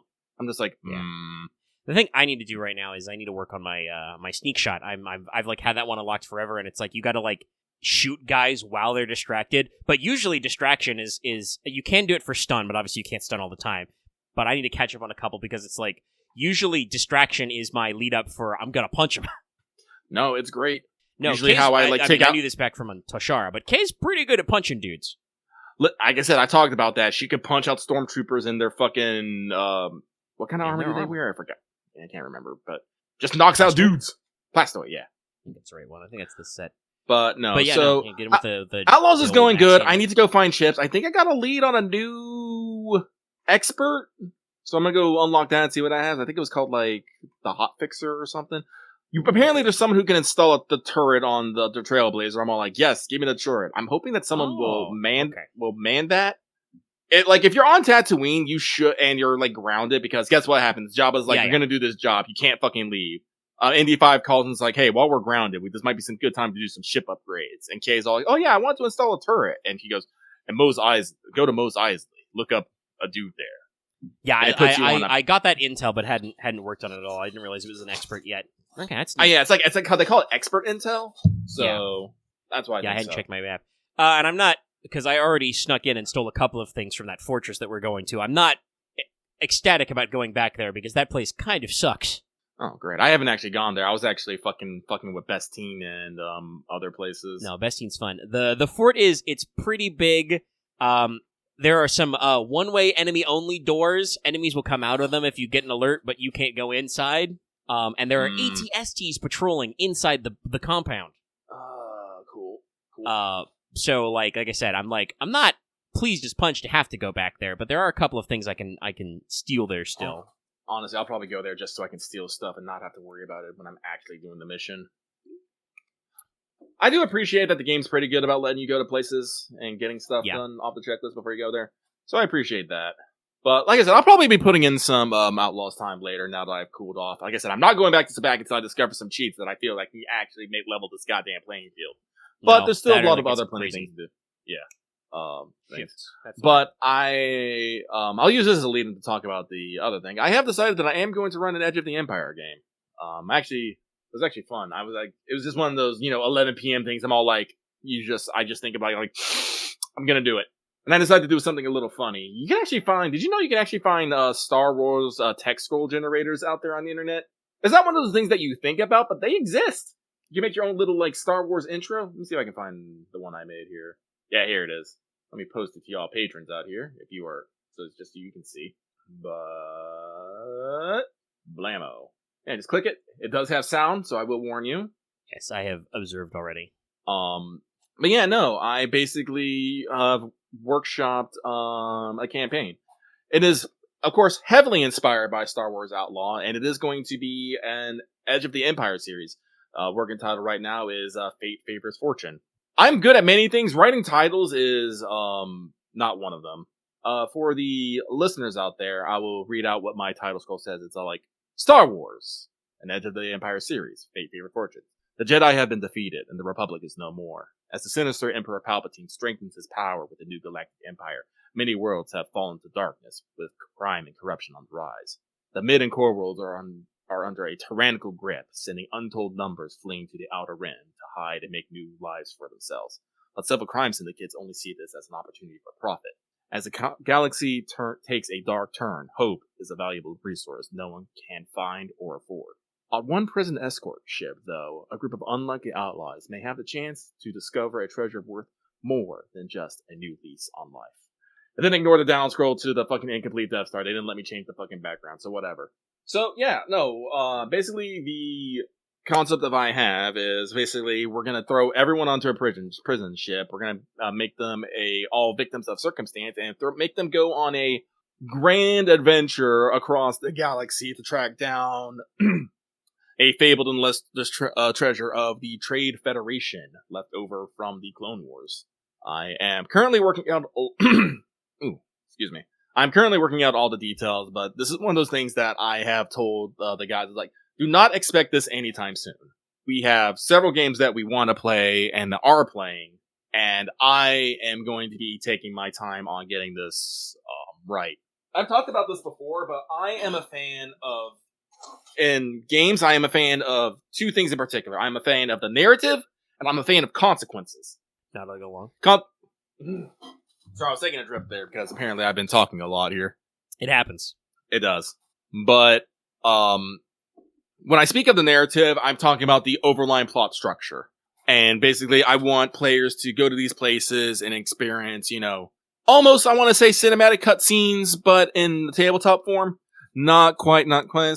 But it's one of those things that you have to be careful of, because if you get a little bit too down on the detail, well, you can end up railroady, and it's hard to account for player action. We have a saying, no plan survives contact with the players. Ever. So, I'm already working on how I want to divide up set pieces. And I pretty much got three, I think I mentioned this in the chat before, but I basically got three things that are going to happen. We're going to have set pieces, travel segments, and then hubs, mission hubs. Basically, set pieces are just going to be basically like singular missions in particular areas with particular objectives. They will generally have like NPCs or specific encounters that will be encountered, and the players will get to interact with them. Basically, just like, just a mission. Travel scenes is basically any time that the players are moving from one location to a next via, foot, animal, vehicle, ship, all that stuff.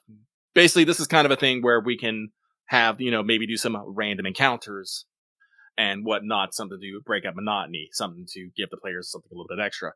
Then we have hubs, which are going to basically be the planets and cities where they village to basically network and do shopping. We'll have space there for vignettes, maybe small jobs here and there, and where everyone can take downtime actions. By splitting those into 3 sections, I'm hoping to basically focus a specific amount of attention on each one.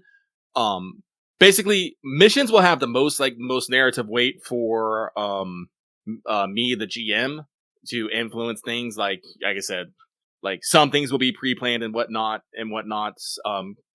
Player action will be the most limited, I guess I want to say here. Like, I'm not going to be like, oh no, you can't do that action, blah, blah, blah. But it's not going, like, you won't be in that situation. Strictly defined goals, right? Like, strictly defined goals. We will be going to a specific place to do a specific thing, presumably get some sort of, MacGuffin in our quest for the treasure.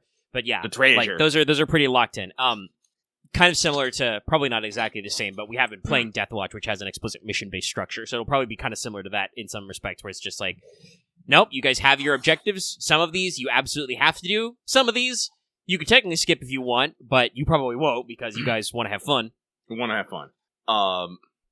Yes.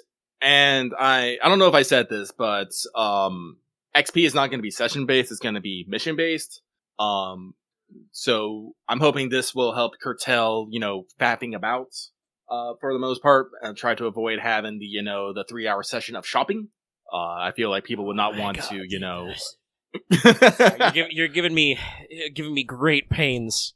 Star Wars super fun. We've run several campaigns which we had a blast at. There were so many sessions where it's like, okay, you guys are at a market. You have money now. What do you want? And then it's like battling the economic system for 2 hours. No. Another thing I'm probably gonna do is I'm actually gonna be a lot more tight-fisted with letting characters buy things. I'm still haven't exactly sure how I'm gonna work this part out.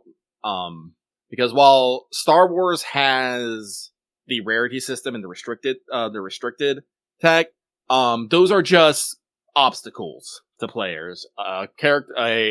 A player that wants to be real good at negotiation and find all the weapons and get them at good prices can do that. There are several spec trees devoted just around that. And while this is why, like I said, this is going to take me a while because I need to find the balance. While I do not want players to feel like they can't get guns that they might need, I don't want them to get a burping fucking shatter rifle, and just start, destroying things with it. It's all like, I need enemies, I want enemies to remain a threat. Speaking of that, I am going to be going over the adversaries list and tweaking them so that they're more effective.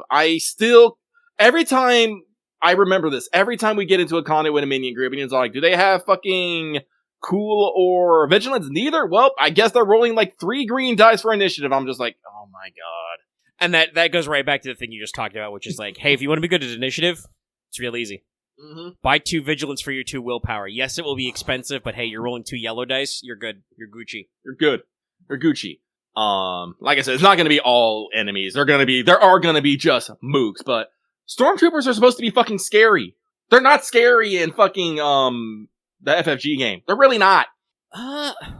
Probably in a one shot when you have literally no XP. They can be a little scary. I remember some of our early games where I figured out how minion groups worked, where I was putting 5 guys at a time at you. That was a little spooky, but that was mostly just because they were rolling fucking 3 yellows, 2 greens then. Once you get into the EXP curve, though, they rapidly fall off. They're just oh, they have carbines and they have 2 soak armor for their 3 brawn. Cool. No, and I can't be giving stormtroopers, crazy ass gear. You really can't. They're gonna be in their fucking stormtrooper armor, and they're mostly gonna be rocking fucking E11s. And I can just make them slightly better at what they do, and I can limit what the players have. Like I said, the players are some elite stormtroopers with some bullshit, but they would have to be elites. There are a lot. They of have those to be guys, elites, but then you got to limit their effectiveness. You gotta limit their effectiveness, and then that's elite. You have to ask, why are these elite stormtroopers after these dudes? They did do something. Because that is something about Edge of Empire I do like. I actually have to reread it just to make sure I get the systems, but they have the obligations whatnot, and I'm definitely going to want to lean heavily. A great mechanic. Yeah, I want to lean heavily onto that. And I do believe that, I'm not sure in what system it is, but they do have a reputation system that I do want to heavily lean on and modify. Like I said, this game is going to be heavily... Edge? I think it was an Edge. But I think at best it was adding blue dye or black dots. I'm like, nah, we can make that spicier.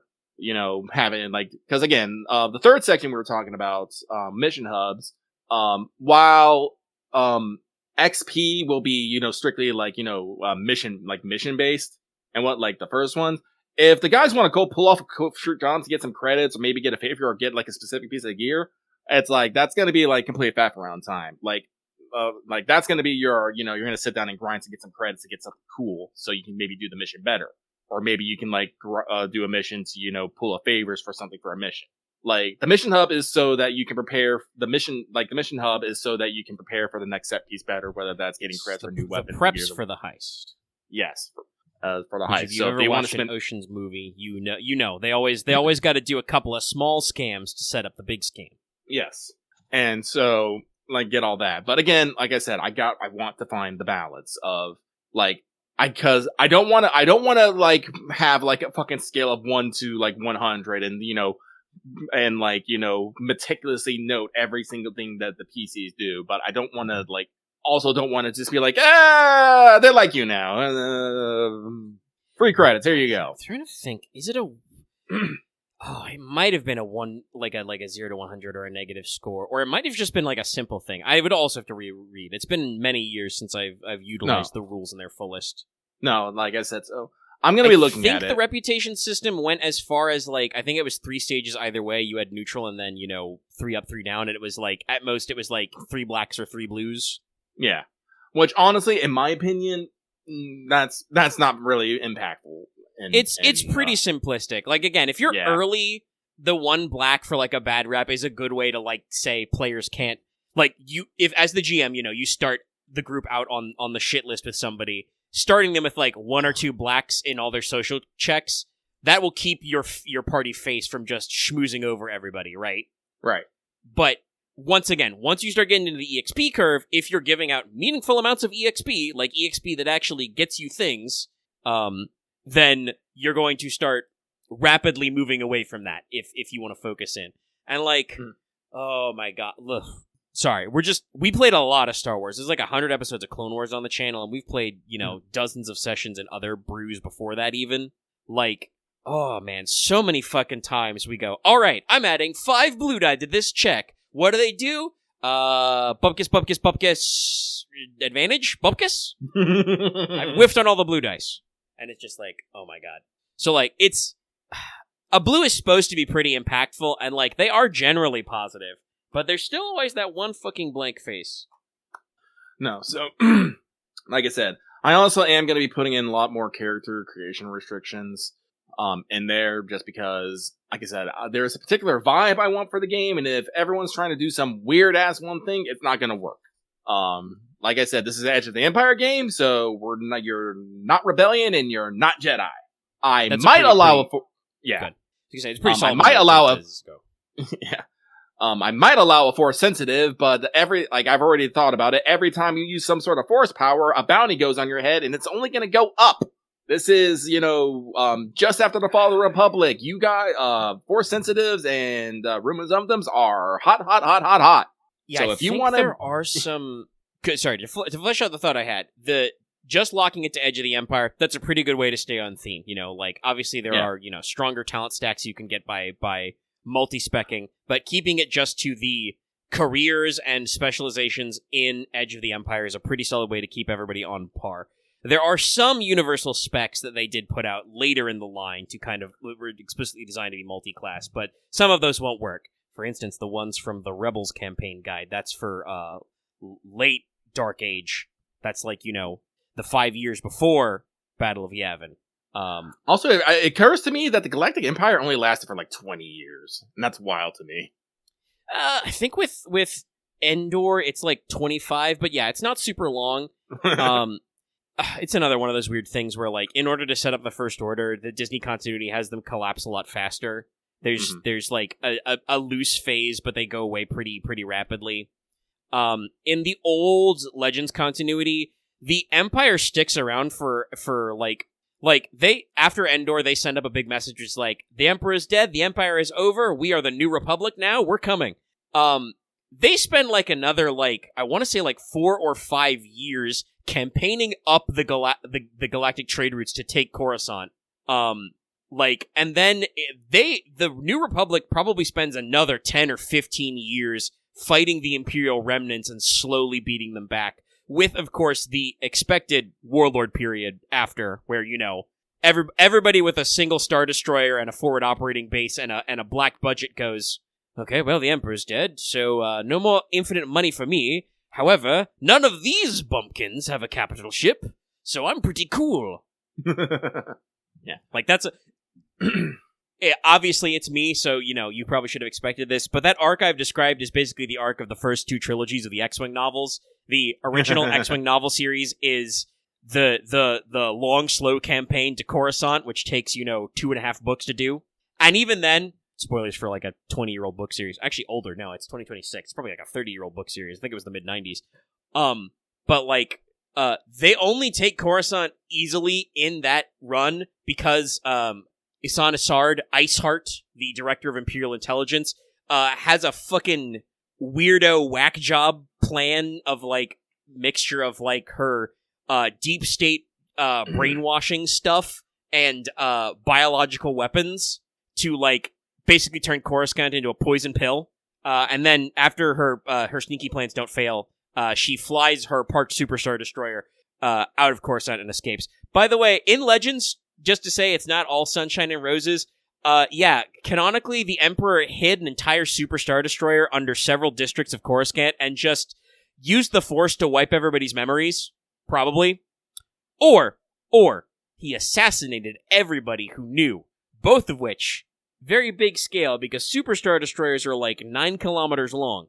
Jesus, Papa shit. Anyway, man. it was the Lusankia, and so it was Iceheart's secret brainwashing prison was also a Superstar Destroyer, so it could be mobile. Why did it not start mobile? Don't peeve the sheev, okay? But no, fortunately, we're not really going to have to think about all of that. Like I said, this is going to be like the first few years of Outer Rim stuff. First few years of that. Like I said, it's going to be a lot of criminal organizations, hints of the Galactic Empire trying to edge in, make deals and stuff, and a whole bunch of other stuff. And hopefully, like, I think I am trying to go for more of a fucking Star Wars Uncharted, a bit more than Outlaws is, though. Outlaws is like, it's weird because like Outlaws has teeth, but also like pulls its punches at times, right? Like, yeah, like. Kay's a stone cold badass who's not afraid to kill some guys. Like, when you unlock the gunslinger and you fucking high noon that guy, like, Kay killed that guy. He's dead. And so are his 4 friends. Like, you are required to shoot that guy to death. So, like, Kay's not afraid of violence and stuff and, like, bad neighborhoods. But also, like, it still goes for some of the cartoony stuff where just, like, you get thrown into the Rancor pit, but the Rancor is not there, so just some of the Mastiffs eat Hoss, and then you go on your merry way, right? Like, and then you get back up, and Jabba's just like, interesting. Anyway, I'll let you go. Also, it's a different climate, so I understand why Ubisoft wouldn't want to tangle with it, but, like, you'll notice there's no dancers. I don't see any kind of, like, slaves in Jabba's palace, actually. I don't even see his weird band. Like, I don't know if they were trying to, like, save on polygons or what, but, like, they were just like, nah, we're not fucking with that. No, honestly, in today's age and climate, any sort of non-con sexualization. Yeah. Like, obviously, Jabba's a bad guy, and you should not think he's a good guy, but unfortunately, there is a media literacy problem where people read depiction as endorsement, and it's not like you could, again, like you said, Jabba's bulletproof, so. Also, I mean, I do want to say there are practical aspects. If you wanted sexy dancers in Jabba's palace, that means you would have to animate or mocap, No, that's what I was about to say. I'm pretty sure, like, while we do want to avoid PR nightmares, especially with Ubisoft, who people love to shit on. People love to pick fights with Ubisoft, yeah. It probably does. But I've been, like, checking out some of the models and some of the stuff. This game's pretty cheap in places. Like, Kay can't actually move through people. People are a fucking immovable object. Mm-hmm. If someone is standing there, you will not get past them. You'll have to go somewhere else. Like, a lot of, like, character models are, like, pretty bad, especially when you get close in, especially in, like, crowded areas. I'm like, no, we cut some corners with the budget here. I think that's why there are so many aliens. Yeah. Because, like, that's the thing, obviously, people poked fun at the sequel trilogy for not having as many aliens as the original trilogy, because they, despite talking about it, they did less puppetry, more CGI, but that's more expensive and, like, easier to fuck up, so, they had less of them, probably. And also, honestly, what aliens they did have, their art direction wasn't crazy good. There were a lot of weird, droopy-faced guys in the sequel trilogy. But obviously, if you're doing video games, like, you're starting from a point of animation, it's kind of the reverse. If you do human models bad, That's bad. That's the uncanny valley. People notice, right? No. But if you get an alien like Hoss who just goes mop, mop, mop, mop, mop, mop, mop, basically, well, he's an alien. Who cares? That's what the puppet looked like. Yeah. Like I said, Shit, man. Ankh doesn't even speak English. They're like, do you have to do proper mouth flaps if you're doing it in Huttese? No, I'm pretty sure the fucking I forgot the ant people name already. The Ashiga. What's their species name? I don't remember. Something that's a Myrmidix? It's a pun on ants. Like you said, they're ant people. They're ant people. They have a name, but yeah, they're Myrmidix. They're ant people, like Myrmidons. I'm pretty sure they speak through that fucking that box on their chest.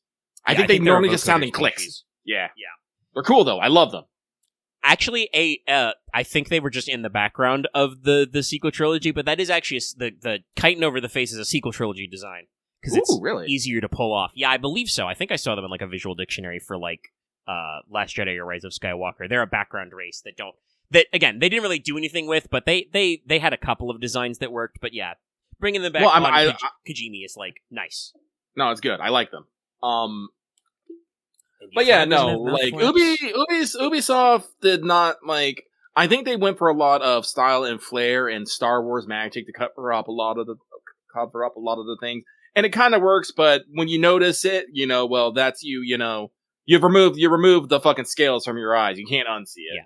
And I gotta say, the way Tatooine is designed, on the one hand, I'm glad we got an open world area, but there's a lot of weird verticality to Tatooine. It makes me like think to myself like, man, I kind of wish I either had, like, a flying speeder or I could free-fly the Trailblazer to get up some of these cliffs, because, like, yeah, of course it's Tatooine, it's Tunisia, there's gonna be giant-ass cliffs, but it's also, like, it's an Ubisoft world map, so it's like, how the fuck do I get to this weird position in the middle of nowhere? It's not on the roads, so, like, where am I going? Do you know how many times do I just walk around rocks looking up, trying to find somewhere to climb up? Oh my god, yes, no. Like, or I've tried to Skyrim up rocks, and I'm just like, nah, it doesn't work. I'm like, on the one hand, I understand why Kay can't fly, but also I'm like, man, I wish I could just... It's Star Wars. I wish I could just fucking fly. Can I just shoot Boba Fett and take his fucking jetpack? Hell, I get a Mandalorian jetpack as a trophy for my speeder. Can I fix it? Oh, that would be sick. Ugh.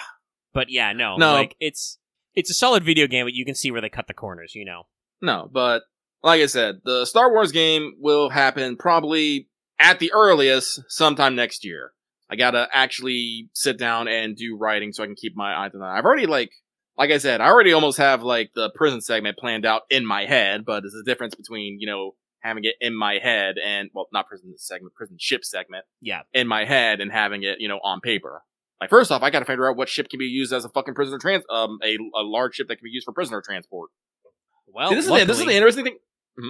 Luckily, you're using Star Wars, so you could just open up Wikipedia and probably type in prison ship. And check the references if it name checks an RPG book for a stat block. No, like, this is a good thing, since, like, this game has been on for so long and it's Star Wars. There's gonna be plenty of information and reference out there, but I gotta sit down and actually, read it.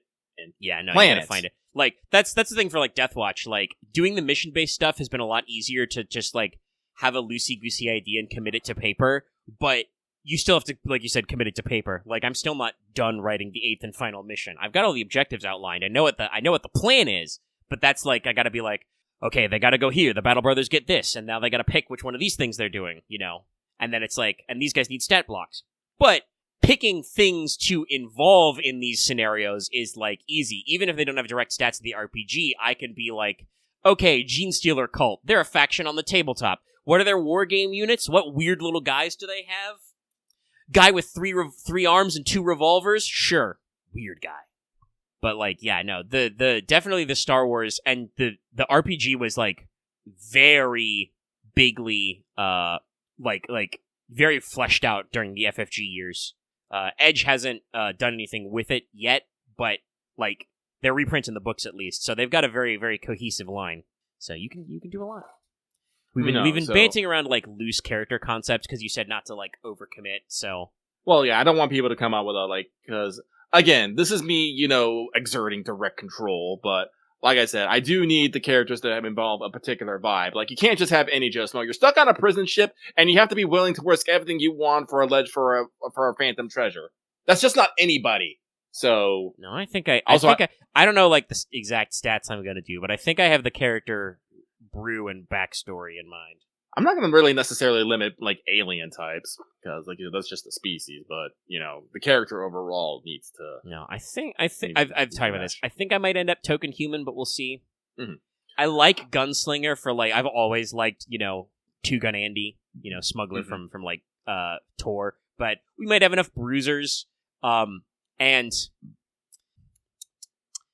as the game master, not to downplay our current group, because I think most of the Studio Mega players are in, if not all of them. But without Lucky on the player side, we might need a guy to talkie to guys and like figure it out. So I might end up as me, I'm always a flex slot. I'm always a cat herder. Like as myself a perma GM, when I do play, I usually try to make characters that facilitate getting the group to move along. I might play the face.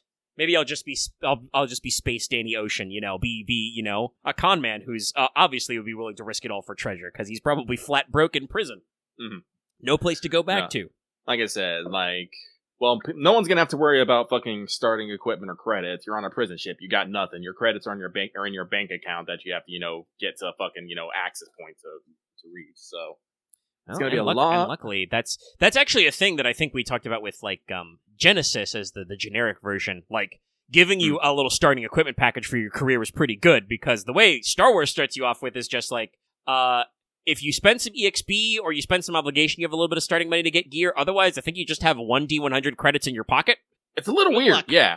So, I mean, it was very loosey-goosey, right? Like, and a lot of focus was put on, like, group resources, like making sure you had a ship and stuff. But yeah, no, like, you do not get career starting gear in Star Wars normally. No.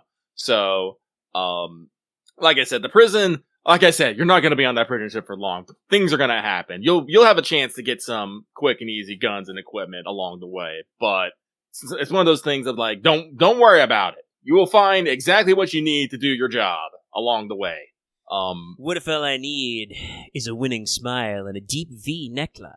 Well, then I don't know. Maybe one of the guards you punch will have some cool shades. I don't know. Yeah, I'd have to.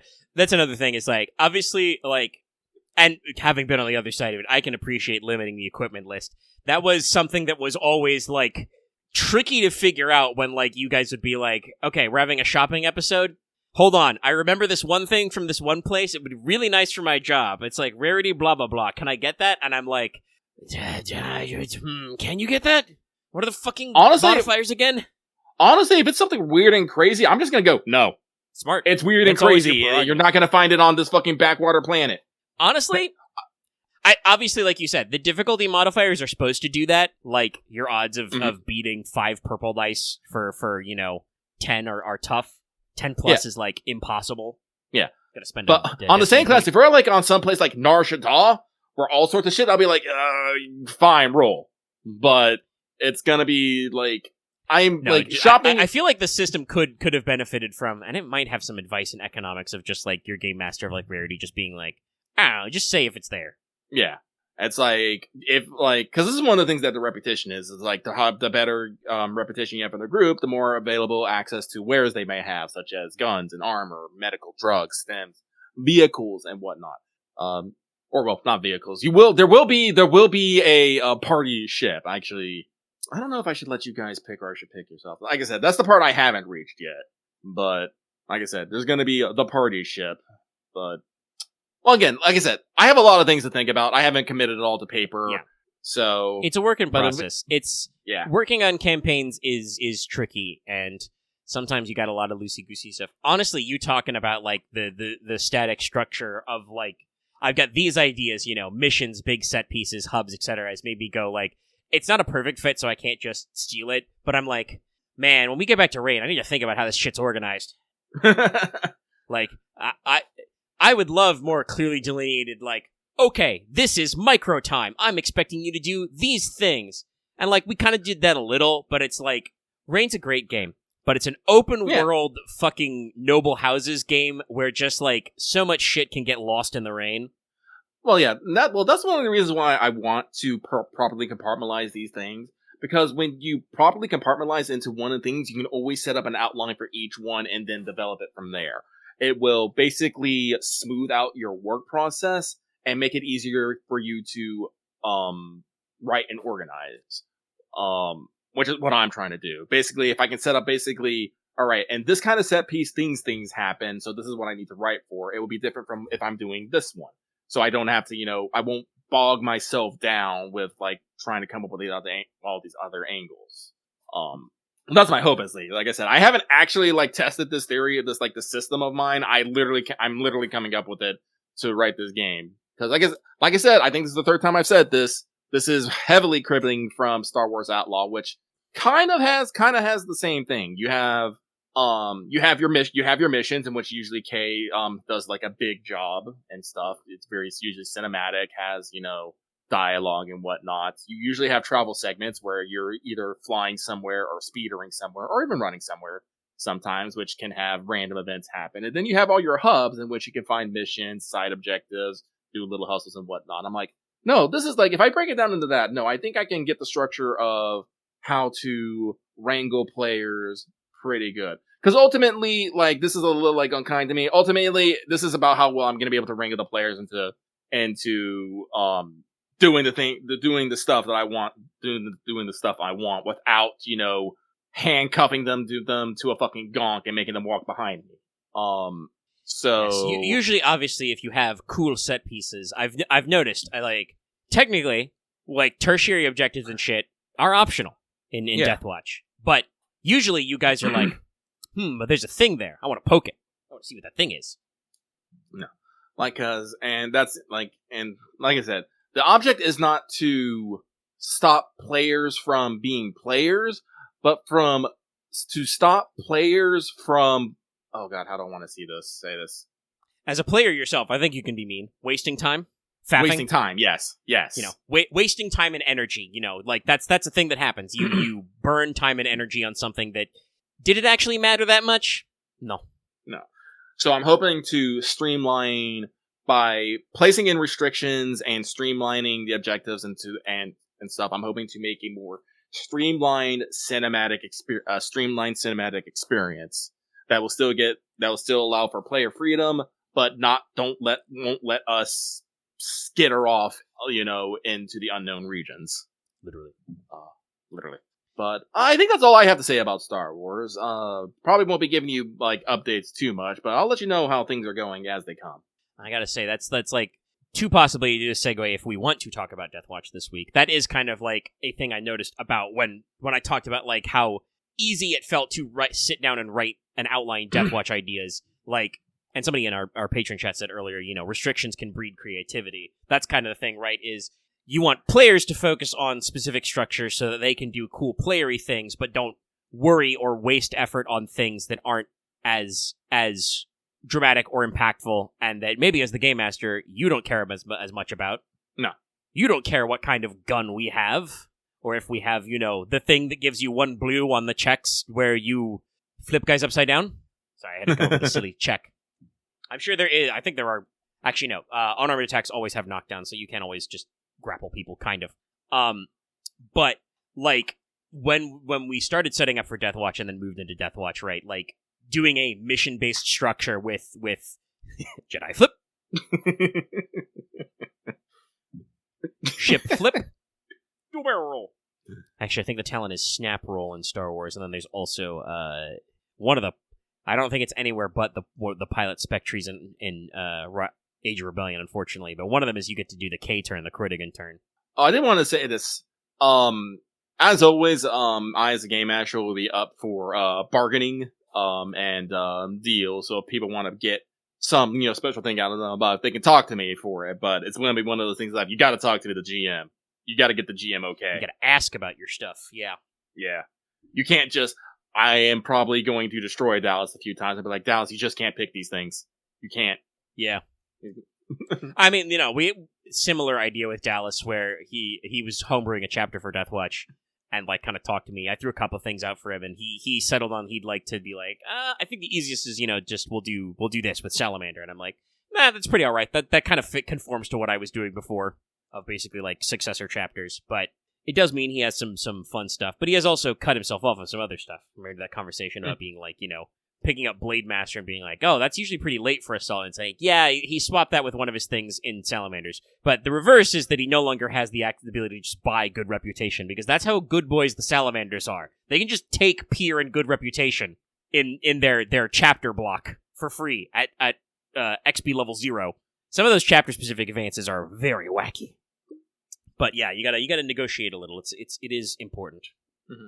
But yeah, if we did want to talk about Deathwatch, we're still plugging away at it, and it's going well. And like I said, thinking about it in the mission-based structure made it so much easier for me to just go like, okay, what do I want to do on the mission? What's the goal? What's the set piece? It's this thing or that thing, and then we're just like, okay, what are the objectives? And then sketch them out. Sometimes we go, could use some more objectives, some more milestones to feed a little more EXP. And sometimes it's like, we could probably like reorder this, like, maybe bump this from a primary to a secondary so there's less focus and like reorganize. But that's the editing phase. So like it's really easy to come up to. Right now we're in a funny case where the current Deathwatch mission is going to take 4 sessions. Yeah. Well, it's like 2 missions in one. Yeah, I did hide like 4 total objectives. I think you've seen them all now. Yes.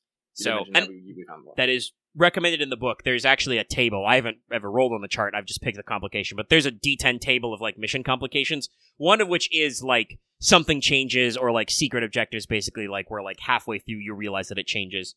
I don't think there's any more I'm planning on doing quite like that. Maybe the last one will have some stuff that I won't tell you right away, but they should be revealed much faster in the setup, right? Like it'll be complications to your deployment. Will be like, oh, by the way, some weird stuff's happening. Maybe you can't pick some of your this thing or that thing right away. By the way, for the first half of this mission, you can't call in any Navy assets. Your cruiser is busy. No more torpedoes for you for the first 2 hours. It's a cooldown. But stuff like that. Like they have a lot of options. But yes, this one's basically 2 in 1. And we talked about it a little at the end of last session. We did not. So we probably could have done it in 3 sessions, but it would have been that thing where we bull rushed the ending a little bit. But we probably could have done it in 3, but we did start a little late because Axe had to fly back in. I think he said later, like towards the end of the session, that like he was literally like on his phone listening in his Uber for like the first 30 minutes. Yeah, no. It took me a minute to remember what Axe meant by, his metaphorical broken legs, and it was a comment that you made like a long ago that if Axe broke his legs, he would still drag himself to game. Yeah. Like he's committed to game sessions. So like, yeah, no, yes, being on your phone listening to the session in your car ride back from the airport is like, yeah. Yeah. And he was very apologetic because he was like, oh, I had like a mid-flight delay, and it's like, man, planes, what the fuck can I do? Yeah. Don't apologize. It's fine. But like, that means we did get started a little later, and there was a little bit of preamble faff. Both you and I kind of like lurked and tried to like jump anybody on scale. Because I was like, I don't know what Axe is doing right now. Like, he said he's kind of here, but he's, also still muted, so we'll figure it out. I think I said this session that I want to try, if everybody's ready, to try and like, when we're all assembled, be like, I'll try and like kickstart us a little, maybe see if we're like, okay, let's get organized. Everybody ready? Got your bits? No. Like I said, once we actually got in there, I think it went smooth. It went really, really smoothly. Combat went well. We did a little bit of tactics planning. Yeah, I think we got a little bit of role play in there. You get a little bit of role play back and forth, and like spoilers, but the session is out there. When the actual Trader Marines show up, when the actual Chaos Space Marine guys show up, you guys actually got to do the thing where some of you got to do some role playing in the combat, which we've like talked about, but you haven't really had to do too much with guys. But I think the Chaos Space Marines kind of like, that was a good back and forth for the gang.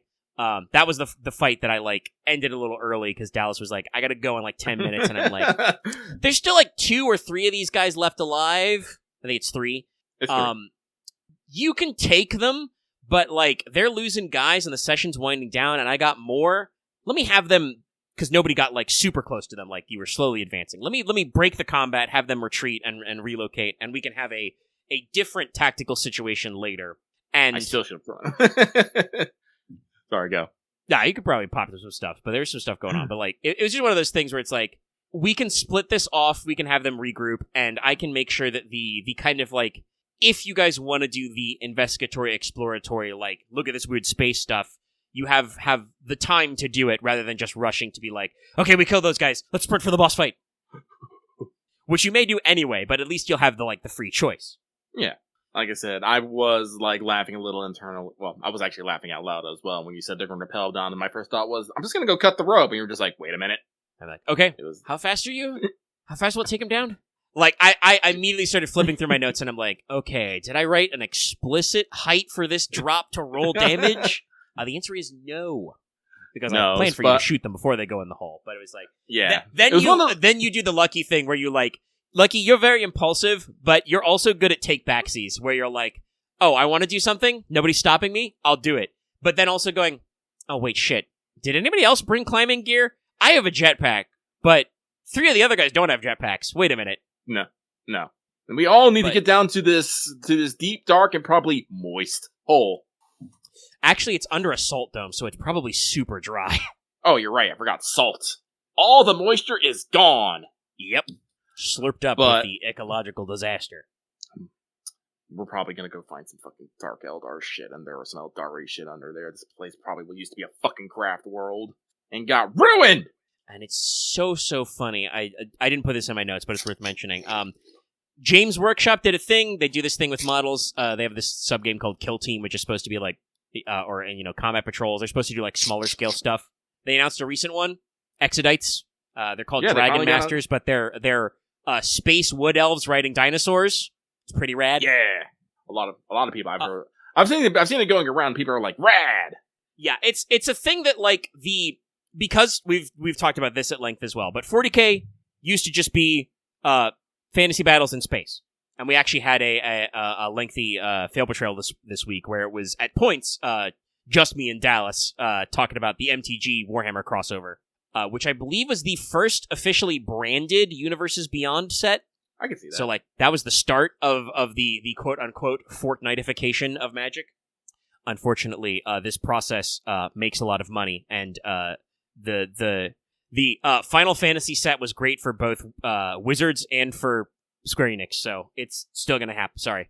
But it was interesting to see this kind of comparison, and we talked a lot about how, like, the aesthetics go, and 40K, like, is a lot of ideas which are just straight up ripped off from other things, but also are just things in space. So originally they had wood elves in space as like, okay, so the Dark Eldar, when they eventually existed, are like, they do, fucked up Hellraiser shit to prevent their souls getting eaten. Craftworld Eldar basically are constantly holding a ghost rock where their soul will go into, and then they get put into their infinity circuit, which is every Craftworld has a homegrown built heaven. Mm-hmm. The Exodites are elves who left the Eldari when they were leading up to creating She Who Thirsts Slaanesh, because the Eldar created it through their gross, decadent high society. Good job. So the Exodites were already like, our society is too decadent, I am leaving for the backwoods. So they've like always existed, but their playability has been pretty suspect, and several of their models haven't, been refreshed in years. And the Exodite Dragon Riders were probably the one that people were like, this is the thing I most want to see, because they're space elves riding dinosaurs, chat. That's rad. It's just rad. It's just cool. But yeah, there's a lot of Eldari shit for you guys to look at, and it was just funny that, again, talking about it, that they're coming up. You guys already got to look at caches of Dark Eldar weapons, so of course we got to talk about the Dark Eldar arsenal from TTS. Murder dick shooters. Murder dick shooters. Good lord. Horrifexes, Terrafexes, Tormentor Helms, Shard Carbons, and it's just like, oh my god. I love also that clip keeps the intro bit where that guy's leading them to Infinity Gate, and Big E just psychically sucks him into the room, and he's just like, you, read this, loudly for the people in the back. I need to keep watching If the Emperor Had Text-to-Speech Device. It's funny. It's solid and funny. Informative. And like, yes, no, it was the lore's a little outdated, but at the time it was very well researched, actually. Listen, I ain't gonna fucking know. Well, do you know how many times we have our own players be like, no, the lore changed? It ain't gonna matter. I'm gonna get with the old lore, and then someone can tell me a different, and I'm gonna be like, okay. Sorry, I was thinking, because we talked about some Ultramarine stuff last time. Ark said he yelled at Vintage Story chat because you were using Vintage Story, but we did look at Marnius Calgar's Magic the Gathering card. But I cannot escape Lord Calgar. my favorite is a character who has depreciated greatly since then, but the Marnius is great to bounce off of Kato Sicarius. Aye, Kato Sicarius. being, of course, Kato Sakarius. I was just like, he was a little bit of a Mary Sue character. I think he's been basically written out. He's either been killed or moved on to bigger and better things because I'm pretty sure actually Titus had his old slot and then he got demoted. And of course, everybody likes Titus except for Leandros. I will be watching you, Titus. And it's just like, Leandros, shut the fuck up. Titus is the Emperor's specialist boy. He is the Space Marine 2 equivalent of our Black Templar lost character, Lutheron. God, no. Emperor loves fucking Lutheron so much. Wait, Jesus. we had some very fun Fate Point spends last session, but Loth, I think, is the most consistent person to go roll. 70-something. That fails. Fate Point, 8, 6, 2. Sometimes he just rolls the 8, 6, or 2 the first time. Yeah, sometimes it happens without the Fate Point. I'm just like, the Emperor protects, I guess. We talked about it a little at the end of the session. Obviously, we did get started a little later, but I think also the reason why this one's taking so long is because there's a lot of, like, not downtime, but, like, up-down time. Like, I flew you guys to an oil rig. I had you have a chance to investigate it. You guys went, cursory examination. Is the plot here? And I'm like, no, the plot is not here. There's no plot coupons here. And you're like, cool, we're leaving. To the plot. And then I'm like, all right, cool, you've solved the plot. What if double secret plot? And then it's like, okay, cool, we gotta go to the next place. What's that? There's deep, dark secrets under the double secret plot? Now we gotta go in the hole. Like, it's like, I think I built a little too much travel into this one. Now that you mention it, yeah, we did actually do, like, a lot of traveling, a lot of talking about traveling. Yeah, and it's like, none of the future ones are quite like that. They're also, like, you brought this up as well. Hordes can take a little bit for horde math. We're getting on our ball with our horde math about optimizing our method to kill guys, which is usually let the killy marines kill them. Are they far away or otherwise within shooting distance? Okay, go squad mode. Brand kills them good. Brand shoots a lot of bullets, kill a lot of guys. Are they close up? Can they get into melee? Okay, Baltazar can get in there and fucking blender those motherfuckers. This guy gets 4 attacks. He blenders so hard. I mean, we talked about this, like, again, in session, so you can listen to the recording, but, like, at one point you go, I think you turned to Dallas and went, like, you're having a lot more fun with this character, aren't you? And he's like, I really am. Because he's, like, so much more effective as this guy. Like, we did talk about that, I think, both on and off mic, but the librarians seem really limited by what powers you take, including your special chapter powers. So, like, depending on what you're doing, you either need a very specific build or you can have a very general build.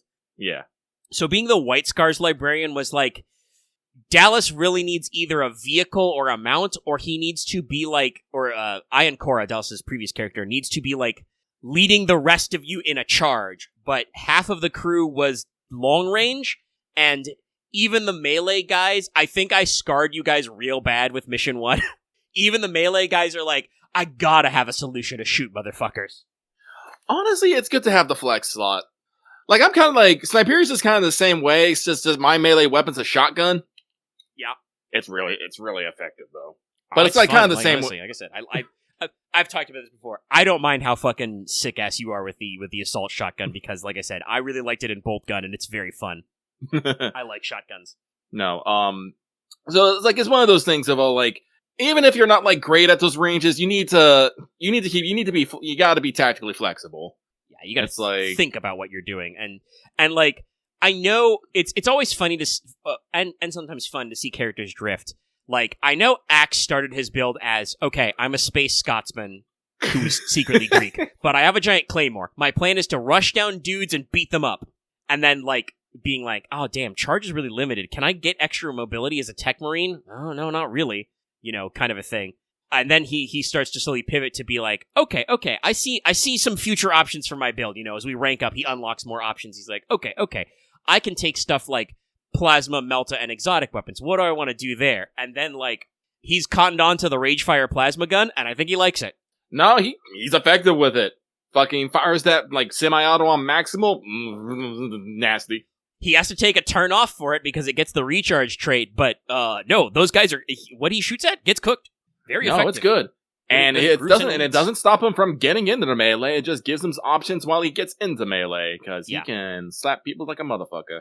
No, like I said, I think like Axe. I think Axe is having a lot of fun. I think, like, honestly, I genuinely feel like everyone's having a good time in Deathwatch, which I think is important. No, it had some growing pains, but I think everybody came around to like finding their spot for the team. Yeah. Like I said, I know I'm still having a blast with Sniperius. I got the kill shot on I think I got the kill shot on both those fucking those Trader Marines. You blasted one guy real good, and then the second guy was like, you were debating like, should I kill Steel? And it was like, nah, they already double teamed it. It's like, okay. He's dead. I know you were surprised because like you rolled a lot of critical damage, but they did have Die Hard for half, and you were like, it's only 6. Is that going to do it? And I'm like checking the chart, and I'm like, yes, his head explodes, and you were like, oh. Yeah, it turns out explosive critical damage to the head, bad for you. Yeah, makes sense. I will say another thing that kind of slowed it down is I don't know, I kind of know why. It's because I always thought they were pretty neat. But there's a side game called Necromunda.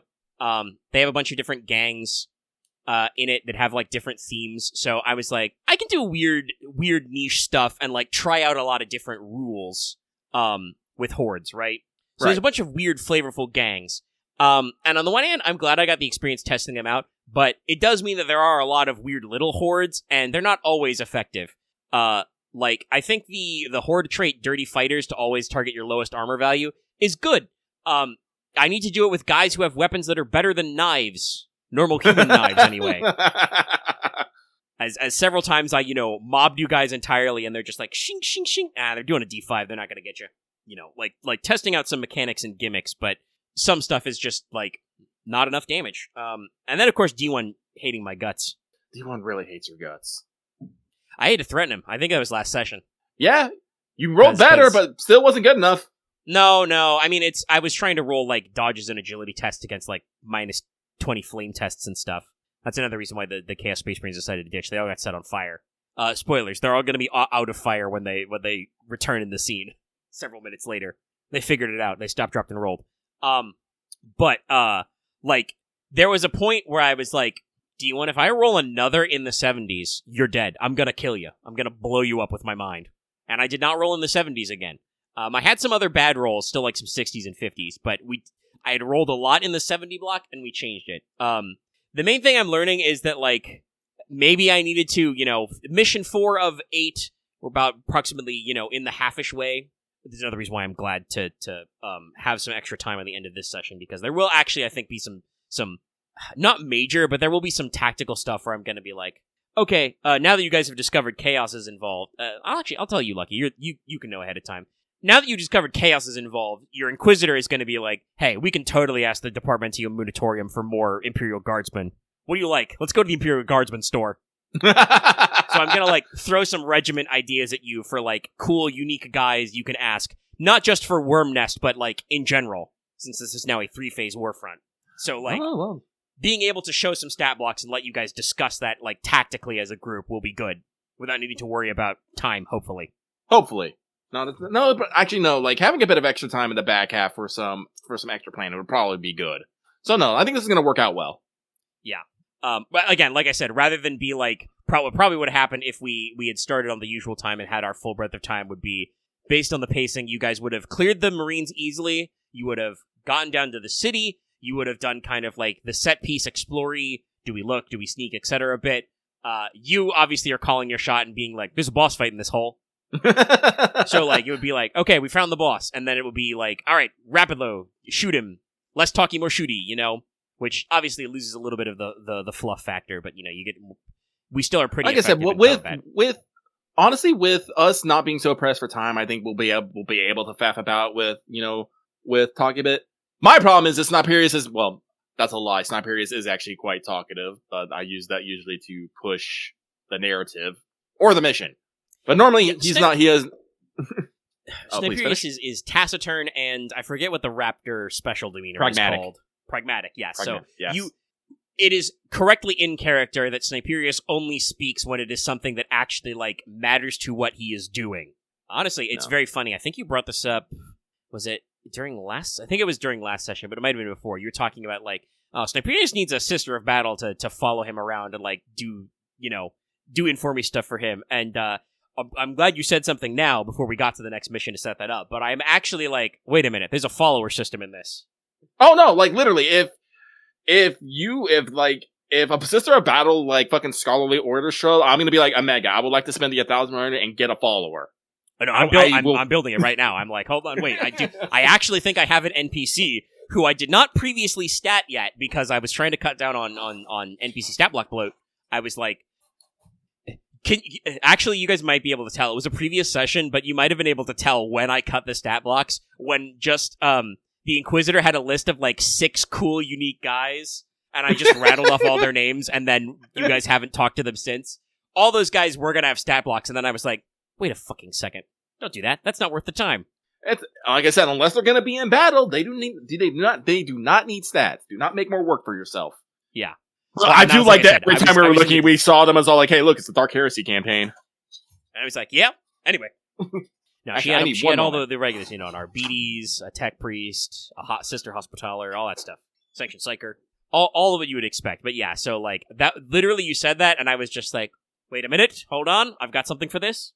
Which, like, obviously, like, I've written the missions out until we're at 8, so I have a rough sketch. But, like, I've pre-written most of these missions. But that is the beauty of, like, talking about stuff, is I can look at my notes and adjust things. And I have been, like, adjusting stats and things. I think I talked about this when we did Mission 1. I was like, I'm gonna make sure I use different stats for the Ludas with Death Guns. And you didn't actually see them, but that was the stat blocks I would have used in Mission 3. And will use again if it comes up in the mission when you're gonna kill the orc boss. Yeah. Spoilers, you guys know already at least what 2 missions the overall goal is gonna be. One is gonna be kill the war boss, one is gonna be kill the Patriarch. But it's all the other bullshit that's in the way. Mm-hmm. But no, this is the reason why I always like to talk out my ideas in the chat. Because one, it lets everyone know what I'm thinking about and lets them plan accordingly. And 2, it's always good to bounce ideas off of other players in the GM, just to find out if in a good direction or not. So no, this is why I'm always like, why I'm in there like saying like, hey, I want this, and at worst, Omega's just gonna be like, you're not gonna get that. I'm gonna be like, okay, and I move on to the next thing. And sometimes I do like that, where I'm just like, no, I don't think so. Yeah, and then I just move on to the next thing. Or other times, Omega's just like, and I don't say anything, and he don't say anything until it comes up again. Yeah, there's always that moment of like inspiration, and that's why tabletop is real fun, because you get to bounce stuff off players. I think sometimes the other players still don't realize the kind of sway they have. Like Aaron's cottoned onto it a little, like for both Rain and for Deathwatch. He'll pepper in things occasionally, and I'll be like, I can work with that. I can capitalize on that. That reminds me, I still haven't checked out the rest of the homebrew stuff you'd brought. I know you mentioned it. Oh yeah. I that was because I have been hot and not feeling well. I added I fleshed out my list of relics to catch up. Some of them are just like cool, either Deathwatch or generic Space Marine relics from like later editions of the war game that weren't in the Deathwatch RPG. Some were custom. Like I had to design a couple of Black Dragon's relics, which Dallas might use or might not. I had to think of fun stuff, because obviously they are not a homebrew chapter, but they weren't statted in the original Deathwatch, so I had to come up with them. One, I gave them a power spear that has a power field that burns hot, so it's a melee weapon with overheat, because only Master Craftsmanship ranged weapons can't overheat. Haha. Haha. But also it can set guys on fire and does like bonus damage to hordes. Instead of the extra hit for power field, it does 1d5 extra hits. And the other is, just for extra flavor, it was a high quality melt-a-gun that got broken and got destroyed in a fight against Dark Eldar, and the Deathwatch turned it into 2 melt-a-pistols, Inferno pistols. Oh. So, like, it has benefits to being dual-wielded, but only if you just use it with the other pistol. So, like, giving it cool things because Dallas is a dual-wieldy guy, but also being like, you can't, like, fist one of these pistols and like use your number bolter. You got to be double melting, which will not always be optimal. But like I found a few things for like stuff for like apothecaries. There is a relic stalker pattern, because I think I actually double checked and I don't think there were any stalker pattern bolter relics in vanilla Deathwatch. There wasn't. Not stalker patterns. Yeah, there's a couple of shotguns and a couple of bolters, but no stalker. No, I just saw the lament. I was just like, oh. Yeah, that's obviously I had to, make up rules, but yeah, that was a generic Space Marine relic from like one of the editions of the tabletop, and I'm just like, okay, I can work with this. There's like a power axe that's for Tech Marines, a couple of other things in there, and just some things I saw that I thought were neat. And obviously these are meant to be, generic and accessible to the crew. In addition to, I still have a couple of unique things you guys will earn through play. I'm excited. But this is why bouncing off ideas is great. And I gotta say, like I said, some of my players don't realize the power they have. Like, Axe, I think, has casually mentioned a couple of things he likes, but more in just like, oh, I think these guys are neat. I don't know if they'll come up kind of a way. And I have, like, I did my sneaky GM thing where I'm just like, you mentioned something. That's going in my back pocket. Mm-hmm. I'll whip it out later. Oh, no, it's like the thing, like, where I mentioned, like, I'm really into the Tau, and I love to get some Tau weapons. I want, that big, heavy gun. And you're just like, Tau's not probably going to be evolved. And I'm just like, okay. I still might see about I mean, I tried to, like, work in at least the expertise. Like, that kind of came up a little this time, where it was like, okay, there's an alien speaking Gothic to you. It could be one of two things. And you were like, oh, I have language Tau. And I'm like, okay, you didn't roll good on your FL Xenos, but you're pretty sure they're not speaking with a Tau accent. Yeah. I can add the extra flavor factor. No, it's like, and I personally appreciate that. I'm still gonna see if I can finagle a fucking Tau fucking heavy rail cannon at some point, because that thing big ass rail rifles. No, cool. Honestly, the Tau stuff is pretty neat as well. There's like, I know it's because they did do a little bit of playable stuff, but like, there's a whole subsystem for like the different suit systems you can put in a battle suit, and they got a couple of different models in there. Like, there's basically a mini Gundam RPG inside this RPG. I think you can only pull it off in, like, Rogue Trader, but, like, that's... Yeah, it is a Rogue Trader book. Yeah, it's a Rogue Trader supplement, but, like, that's still, like, wow, neat. There's a lot of funny stuff in there. Yeah. But, no, but like I said, I'm having a blast with Deathwatch. I'm excited to play it tomorrow.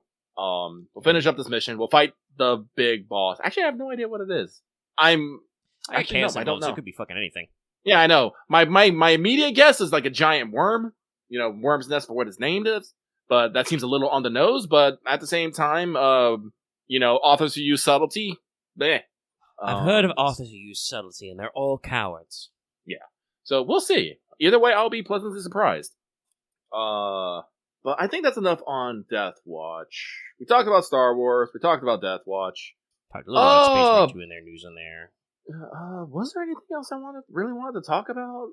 I feel like there was, but it's not coming to mind, and that's the anything problem. With, like, Nikkei? I kind of talked about Nikkei already. Like I said, we have our summer event. We have our summer event coming up. Snowbreak. I can talk a little bit about Snowbreak Containment Zone.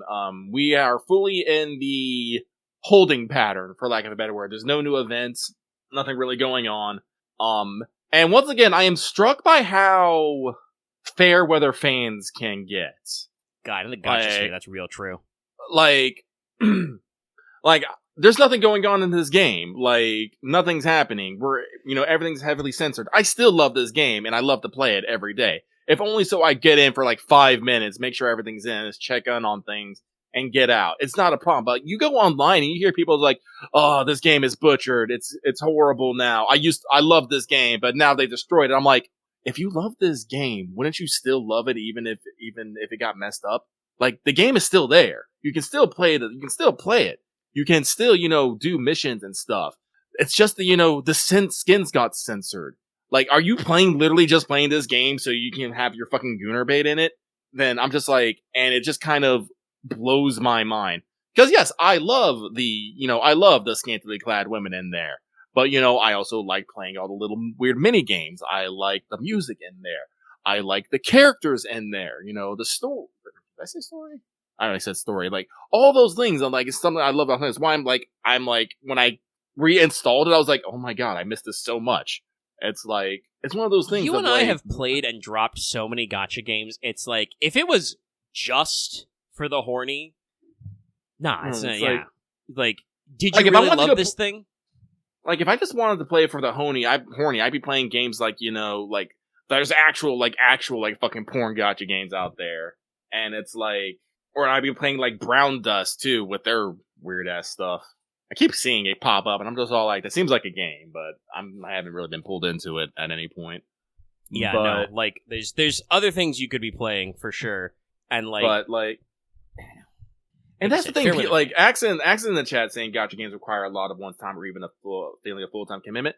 Not really. Not like a lot of the games I play. Like, Nikkei, like, Blue Archive, Nikkei, FGO, those, you can get basically through your stuff in like 30 minutes or less. Each one of those.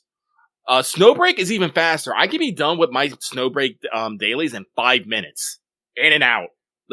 Literally. The only time that takes up time is when there's an event story going on. And that's when I'm reading. Combat's usually pretty fast. Doing Gigalinks is pretty fast. Like all those stuff, like even if you just put a little bit of time in reading into the story, like in Snowbreak and all that stuff, like you can be in and out 20 minutes. Games like Nikkei and FGO, when there's an event story, yeah, I spend all day on those, but after, I've done it, I don't have to go back to that. Like, FGO, if you're not spending apples, you can basically get 3 missions of fucking, you get 3 missions a pop. If you're logging in twice, that's maybe 6 missions a day. You can get missions done in FGO in basically less than 5 minutes each. So 15 minutes, 30 minutes. It's like... Yeah, no, it's all pretty straightforward. It's all pretty straightforward. Oh, sorry. Axe is talking about because he has he's mentioned this. He has a specific anxiety about games where he feels the catch up dread, and that's a mind state that some people definitely have. Like I don't want to downplay it of feeling like you have the FOMO extremity, but especially because a lot of games are try to market that sensation. But honestly, most of the gacha games I think that have a little bit of longevity are designed to be played either on a second monitor if they have a PC client, or you're supposed to play them on your phone on if they're actually from Japan or Korea or China, you're supposed to play them on your phone while you're on a bus or a train for 30 minutes a day tops, right? Coming and going. Yeah. That's why I'm having problems with NTE right now, because Never to Everness is pushing a lot more multiplayer aspects than, casual play aspects. They want you to sign up for races with other players. They want you to do fight clubs with other players. They want you to do things with other players. And that doesn't really feel conducive to, casual playing around fun. Not to mention, again, they just keep releasing limited banner after limited banner, and I'm just all guys, I don't know if this is what I want. It sounds like they're really trying to have their cake and eat it on being a gacha with what do you call it? Limited characters. Sorry, Chad, we've been here a while. My brain is still slightly cooked. But so they're doing the gacha thing of FOMO with limited characters and banners and shit and all that other stuff. But also they're trying to put the live service angle of but also stay engaged, hang out with people, and it's that's literally be the moment a risky bet. No, literally when they put in a system where you take screenshots and post them on the in-game social media to farm engagement so you can have currency to buy, in-game stuff, I'm just all bro, you're losing me here. You're making me have to fucking content farm in a game. Ugh. So, this stuff tells me something that we may still want to mention, because I put it in my notes, but also I'm I don't need to talk about it. GTA 6. Oh god. I forgot about that shit. Some people need to not, some video games need to realize that you're not the prettiest girl at the prom, okay? You are not the end-all, be-all, the second coming of the Bodhisattva Buddha, okay? NTE feels like they're having a little bit of that problem where they're trying to make it sounds like they're trying to get everything sucked in. They have an in-game social media where you farm engagement, and it's just okay, bud, you're a free-to-play game, all right, man? You're trying to muscle in on other video games I could be playing for free for mind share, and then GTA is the other side of that where they're fucking sorry. GTA 6 makes me so pissed. Chat. Remember how I usually say, I don't wish any game harm, I don't wish games to fail? I've turned a corner. I'm actively praying for GTA 6's downfall. I'm so annoyed by just not only how the game is releasing, but what people are saying about it, okay? The fucking psyop and everything about it is just it's pissing me off, alright? People are buying scalped up copies of GTA 6 when there's not even a fucking... There's no demand! Physical's the same as digital! Also... They want you to... The $80 version's fake. It's a free trial. It's not literally fake, but it's they cut out so many features to leave for the $100 ultimate. It's they're selling you the free trial of the game, and then it's the 20% that you gotta get. I swear to God, I bet Rockstar, was trying to, make their money back because they've spent too much fucking money on this video game, and they're okay, we can't make the actual base game $100. That'll cause sticker shock. People will bulk. Though, obviously, I think they oversold how much people will bulk, because there are people with lunatic takes you've had 13 years or whatever since GTA 5 to save it for GTA 6, and I'm motherfucker, my life does not revolve around GTA. The game is not that good. Well, unfortunately, Omega, some people, their life does revolve around GTA. God, it does. I don't know why, but it does. But it's so fucking weird. I don't get the hype. Like, I can't, like, here's the thing. I am casually interested in GTA. Like I said, I like sim games. I like going around being a dude in a video game. It's fun. I like it. Like, San Andreas is still one of my favorite PS2 games because it was just fucking peak. Grand Theft Auto 4, also really fucking good. You know, Nico, hey, let's go bowling. They're good. The Metacritic scores show it. They have good scores. It's like, also but like this absolute cultish, like it's like a cult around GTA 6 because of the anticipation, how Rockstar has been kind of, been playing it close to the vest. It's like, they want you to pay $100 for a video game they haven't shown off. They haven't shown you any of the video game, and it comes out in less than 6 months. Like, that's crazy. Like, okay, alright, guys. People hit CD Projekt Red correctly for, like, how the launch of Cyberpunk was handled. I think, actually, also incorrectly. Some people were way too mad about some stuff. But, like, that built up a cultish hype cycle, and, like, even we, who were very excited for the video game, even we were like, okay, guys, but, like, calm your hype. It's not gonna cure cancer. It's just a video game. And, like, that did burn some people. And, like, CD Projekt Red had some fumbles in there, right? Like, they basically didn't send out review copies of the last-gen version of the game because it shouldn't have been last-gen, right? Yeah. Like, they probably shouldn't have done that release, but they had to because of stuff, Like... stockholders. Yeah, and hitting their contract cycles and shit like that. So, like... But they had footage! They had gameplay shown to you. They had concepts, they walked through it. GTA 6 has nothing. Rockstar is selling you $100 purely on hype, and it's stupid. And the amount of, like, twisting that people will do to justify it to themselves is crazy. Not that I think he's a bastion of intellect, XQC being one of those streamers who is like, oh, VTubers are all, like, dudes or gross anyway. And it's like, well, no, not correct. But he's like, no, bro, if they charged you $30 for a video game, they'd kill their own hype. Are you kidding me? If they could charge $30 for GTA 6, it would be the best-selling video game of all time. Like, I buy it for $30. Are you crazy? Yeah, exactly. I swear, I'm pretty sure the Godzilla remaster is gonna make bank just by the virtue of I'm pretty sure it's a $40 video game, and it's coming out in competition with GTA, so a lot of people are going to buy it as almost like a protest. I'm buying it out of spite. Like, I'm buying it out of spite. I bought it because I love the original, but also I'm just like, no, that's a good one. Like, it's like GTA coming out $80 or $100, and they're like, nah, I can play this sick-ass Godzilla game for $40, though. Like, I think it's gonna have motion because of that. Unfortunately, I don't think GTA 6 is gonna flop. Those reviews are gonna have to be terrible, and I don't think they will be. I think a decent number of reviewers will be able to, like, call the honest ball, like, and just be like, this video game's cool, but I don't know if it lives up to the giga hype you have, okay? Like, temper your expectations, but people will buy it. I'm at the point right now where I'm like, I'm wondering if there's not going to be a GTA 7. Like, even if this game sells good, will it make Rockstar their money back? I don't know. I guess we'll have to see how cool the online is. They're not releasing that until June next year, I think. I think it was June. They've called their shot on when online is rolling out. Like, they're going to wait, like between 4 and 6 months. And that's going to be their moneymaker. Even with the way the Ultimate Edition is structured, it's still a one-time purchase, right? Like, I think they're betting that, like, you'll buy the $80 video game, you'll play it for, like, a month, and you'll go, well, that's cool, but I need that extra shit. I'll pay the $20 for the upgrade.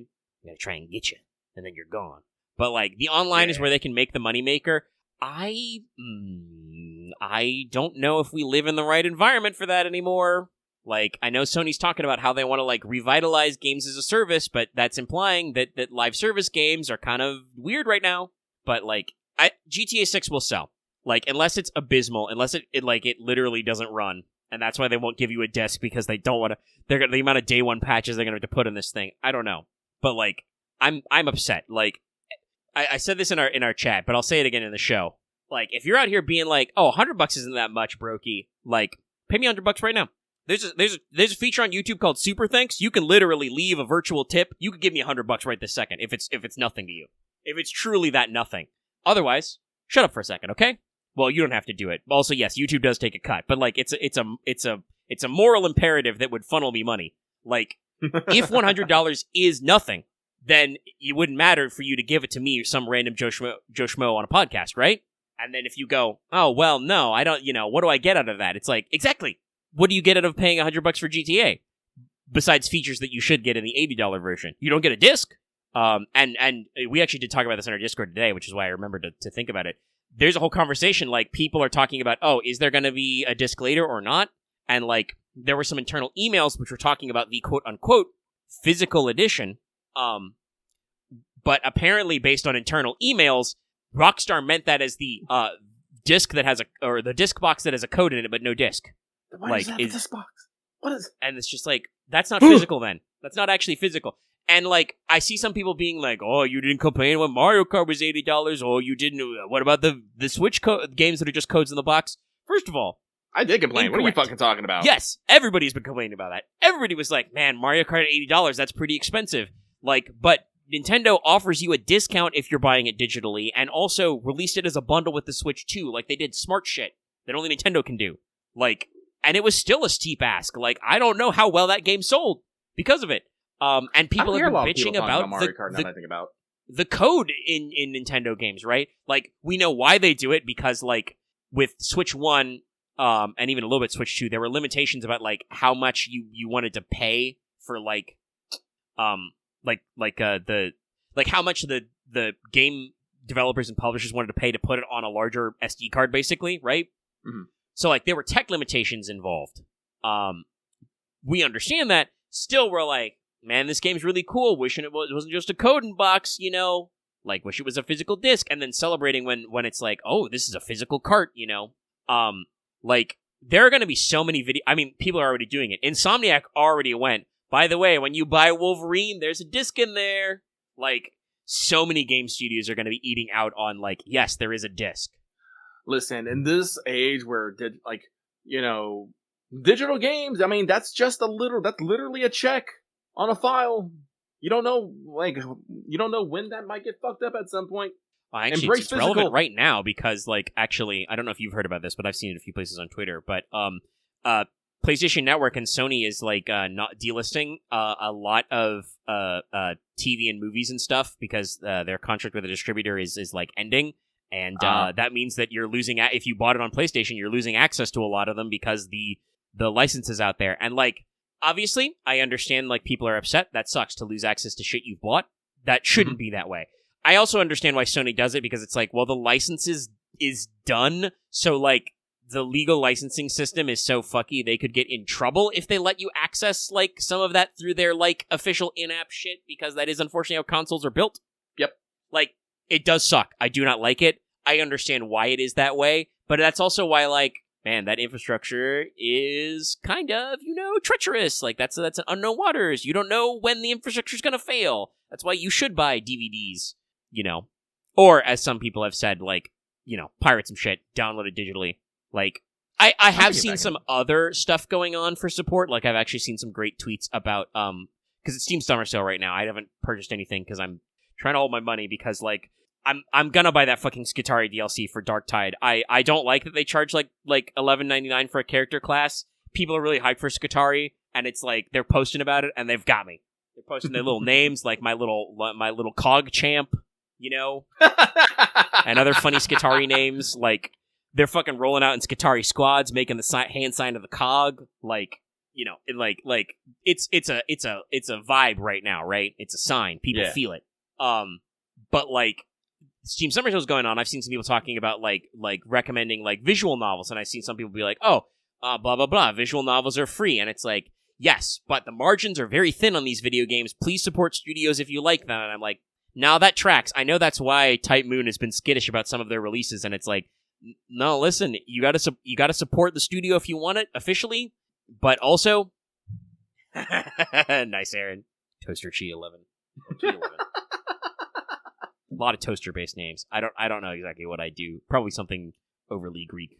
I know there's like a D66 name generator for Tech Priests and Skitari characters I'd probably look at. I know that's where I got some of the names for my NPCs. But yeah, like I said, like, this is why you gotta consider supporting physical, and obviously why, like, piracy will always exist as long as this kind of bullshit happens. Like, people are gonna be like, stroke their chin. Okay, I could spend a lot on a digital storefront, or I could download all of this in an unbound, form, a digital form that is unrestricted by DRM, and store it on a Plex server or a Passport drive. Then I don't need to worry about if I can access it if I have my PS5. Put that shit on the thumb drive. I need to check out the Steam Summer Sale. They got some stuff. I've seen some great talks about, I think I retweeted it. Somebody posted a list of like mecha games that are super cheap. The Battletech video game, MechWarrior 5 Mercenaries, which is a game I see a lot of people repping. And also, I did actually double check. I think it's £20, but Armored Core 6 is $30 on Steam right now, which for FromSoft, pretty good. They are not known for their discounts. And, like, that's the thing, right, like, about GTA 6, where, like, $80 is already pretty crazy. You're demanding a lot. The $100 and, like, what you miss out, if you don't know, if you live under a rock or if you just don't care about this stuff, the things that the Digital Deluxe gets you is, like, stores. Like, extra barbershops, tattoo parlors, extra customization places for your cars, and it's just, like, that's the whole damn game, though. That's GTA. Like, and I get that, like, Rockstar's in a bad case where, like, they think they can get away with this, and again, they might be able to get away with it fully. I think they're still going to make the game's still going to sell. The game is apparently so stupid expensive. It cost more than building the Burj Khalifa tower, allegedly. Like the estimated budgetary expense for GTA 6 is $2 billion, and the tower was like $1.9 billion. That's Rockstar's fault, by the way, if you spend that much money on a video game. You don't owe it to them to pay them $100 because that's how much the video game cost to make. That's their fault for going over budget. Do you know how many movies and TV shows have this problem? You shouldn't have spent that much money making the fucking video game. No, none of it will have been spent on data compression. This video game is going to have uncompressed 8K textures, and it's going to be like 500 gigabytes, which guess what? You're not going to be able to buy more storage to download it because that's fucked until at least 2030, allegedly. It sucks. People are reporting that like the last month was like the worst month for console sales like in history. But it's because the price keeps hiking because memory's fucking dog ass right now. It sucks out here. It's bad. I think we talked about it a little on some streams, but Valve finally announced the Steam Machine, their little Steam box, and it's like $900, $1,000 for like the bigger model, and it's like, damn, that's too expensive. And Valve had to be like, yeah, we're sorry, we wanted to sell it for cheaper, but we don't want to sell it at a loss. And it's like, true, that sucks. I don't think it's going to move a lot of units. No, but. Like, that is, they priced it reasonably for what it costs them to make it, and that's bad. It's all Sam Altman's fault. But yeah, so, like, GTA 6 has, like, turned into, like, a hype explosion that, like, actively is pissing me off seeing people defend this. Like, it's so crazy to, like, again, the lengths people want to go to talk themselves into spending $100. Just don't do it. Hit the bricks. Buy 4 games for $20 or possibly buy 20 games for $20, if you go for the right prices. At the Steam sale, you don't gotta play anything until 2027, baby. I'm just saying. They're gonna ask me for $100 for the Steelbook edition of FF7 Revelations. There better be 3 discs in there. Hell, I'll take 4 discs. You can give as many discs as you like. Hopefully, they're gonna sell me some extra discs with like some soundtracks on there. Love those little mini soundtracks. Like, I don't know, man. It's rough out here. Entertainment's rough. It's a rough beeswax. There's a lot of stuff going on. That's why I talked earlier about cracking the vaults and seeing about maybe finding if my my little any of my Yu-Gi-Oh backlog will be worth anything. I think my Starlight Rail's still like almost $100. I might try to schmoove some of these, but like it's rough. There's a lot of video games coming. We're already gonna have to make some serious cuts, and thinking about stuff. Actually, it's a good segue to probably kind of wind down because it's 1:30. We've been recording for just under 4 hours. So, have you said your piece on GTA 6, Lucky? I think I have. All right, I think I've said my piece. I know we're doing a lot of rambling and repeating because of the place we're at right now and the tiredness level, but we'll pack it in there. That's another thing to talk about where I do not begrudge it because it's on sale until July 2nd, but. We're on Resident Evil Revelations right now. We're still in the Capcom train. We're back to Resident Evil. We're playing Revelations right now. Lucky's driving. Woo! There was a little discussion about picking it up, but Revelations 2 is co-op. So I'm probably going to spend $7.50 to get the bundle for both games because that is the cheapest way to buy it right now, but it comes with everything, so we can co-op that. So like, I would appreciate if you would watch this video and maybe watch those streams, a couple times on loop because $7.50 is not so bad, but honestly, I don't mind. I know you were like, well, if we were gonna co-op, I may just pick it up too. I'm like, Well, it is $7.50, but it is technically 2 games, and that might still be better than when I even at the discounted price. I think I had to pay like $4.50 or $5, maybe $4.99 for RE6. That was a rough one. I don't know if I got my $5 worth.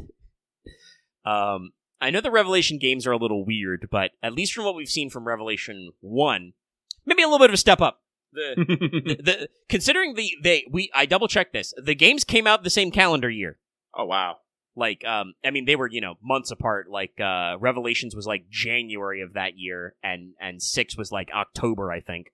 So like spaced out, but like close together. The teams were cooking in completely different ways. Like I know I'm only observing, but Revelations 1 seems like a very different video game from 6, and generally in a good way. There's still some weird stuff. It was originally a 3DS game, so like I think that shows a little. But like, there's good concepts, like the science gun. No, I love the science gun. The gun of science. And like having kind of like an episodic but repeatable area type thing. So like, again, it was originally a 3DS game, so you play it for like 30 minutes, in the car, on the train, etc. You come back. Like, it seems to be flowing pretty good. And obviously, there's still some goofy stuff happening. We're making a lot of jokes about, what is it? I think it was Jennifer, how she has a different outfit every fucking scene. I low-key love Jennifer. Why? No, I think it's pretty, it's fun. That's the thing, right? Like, it's a fun little thing they're doing. It's funny. There's that extra character who's with Jill, whose actual name is Parker, but we've been calling him Nurt, with umlauts, just because, like, they didn't say his name for, like, I want to say, like, 30 minutes. I think it was longer than 30 minutes. I think it was like it might have been like an hour, yeah. Yeah. He doesn't have a name tag, so just when he was introduced, I was just like, yes, it's our best friend. I just made a sound, and then we went with it. Because that's streaming, guys, is, it's improv, we gotta make up jokes, and unfortunately, we can't always use our brain space to think up new bits. Lucky has to dodge goop zombies. Very goopy zombies. They're very gooey. They're very gooey. Have they actually said Jill's last name? I don't think so. Which is a little weird in a professional context. They didn't take it that long to say Jill's name. There was a little confusion because we did have to be like, wait a minute, are we Jill or Claire? We're Jill, right? It's Jill. Got it. Locked in. I was confused for a second. Mm-hmm. I mean, I brought it up.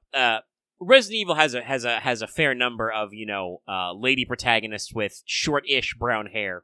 This is before they stole all of Jill's limited amount of melanin in 5, so that makes her at least more visually recognizable when she's super pale and extra blonde. But yeah, it caught along. And I don't want to say that there's not, like, ludicrous stuff in this game. Guys, chat, I'm going to sound like a crazy person. They built an artificial island city in the Mediterranean Sea in the year 2001 or 2. It's powered entirely by solar. How do they get the solar power? Giant reflecting mirror satellite. What do? When it gets taken over by zombies, we're going to turn off the limiters on the satellite and we're going to turn it into an Archimedes death ray and we're going to melt the city. What? In the year 2002? What? Huh? It's crazy. Like, 2004. They started building in 2002. The city lasted 2 years before they blew it up with the space laser. And it's like, it's ludicrous. Resident Evil has always been, larger than life and pretty goofy, but some of these are just like, in the year 2002? And then in 2004, you blew it up? That's wild. The power of fucking, super corporations, I guess. We'll find out that it was all funded by Umbrella somewhere. Metal Gear is another setting that has, like, schizotech, but, like, I don't know. I don't freak out when in the 80s Venom Snake has a hollow projector that lights his cigarette, which is an e-cigarette. That's right. The Global Pharmaceutical Consortium built the science gun.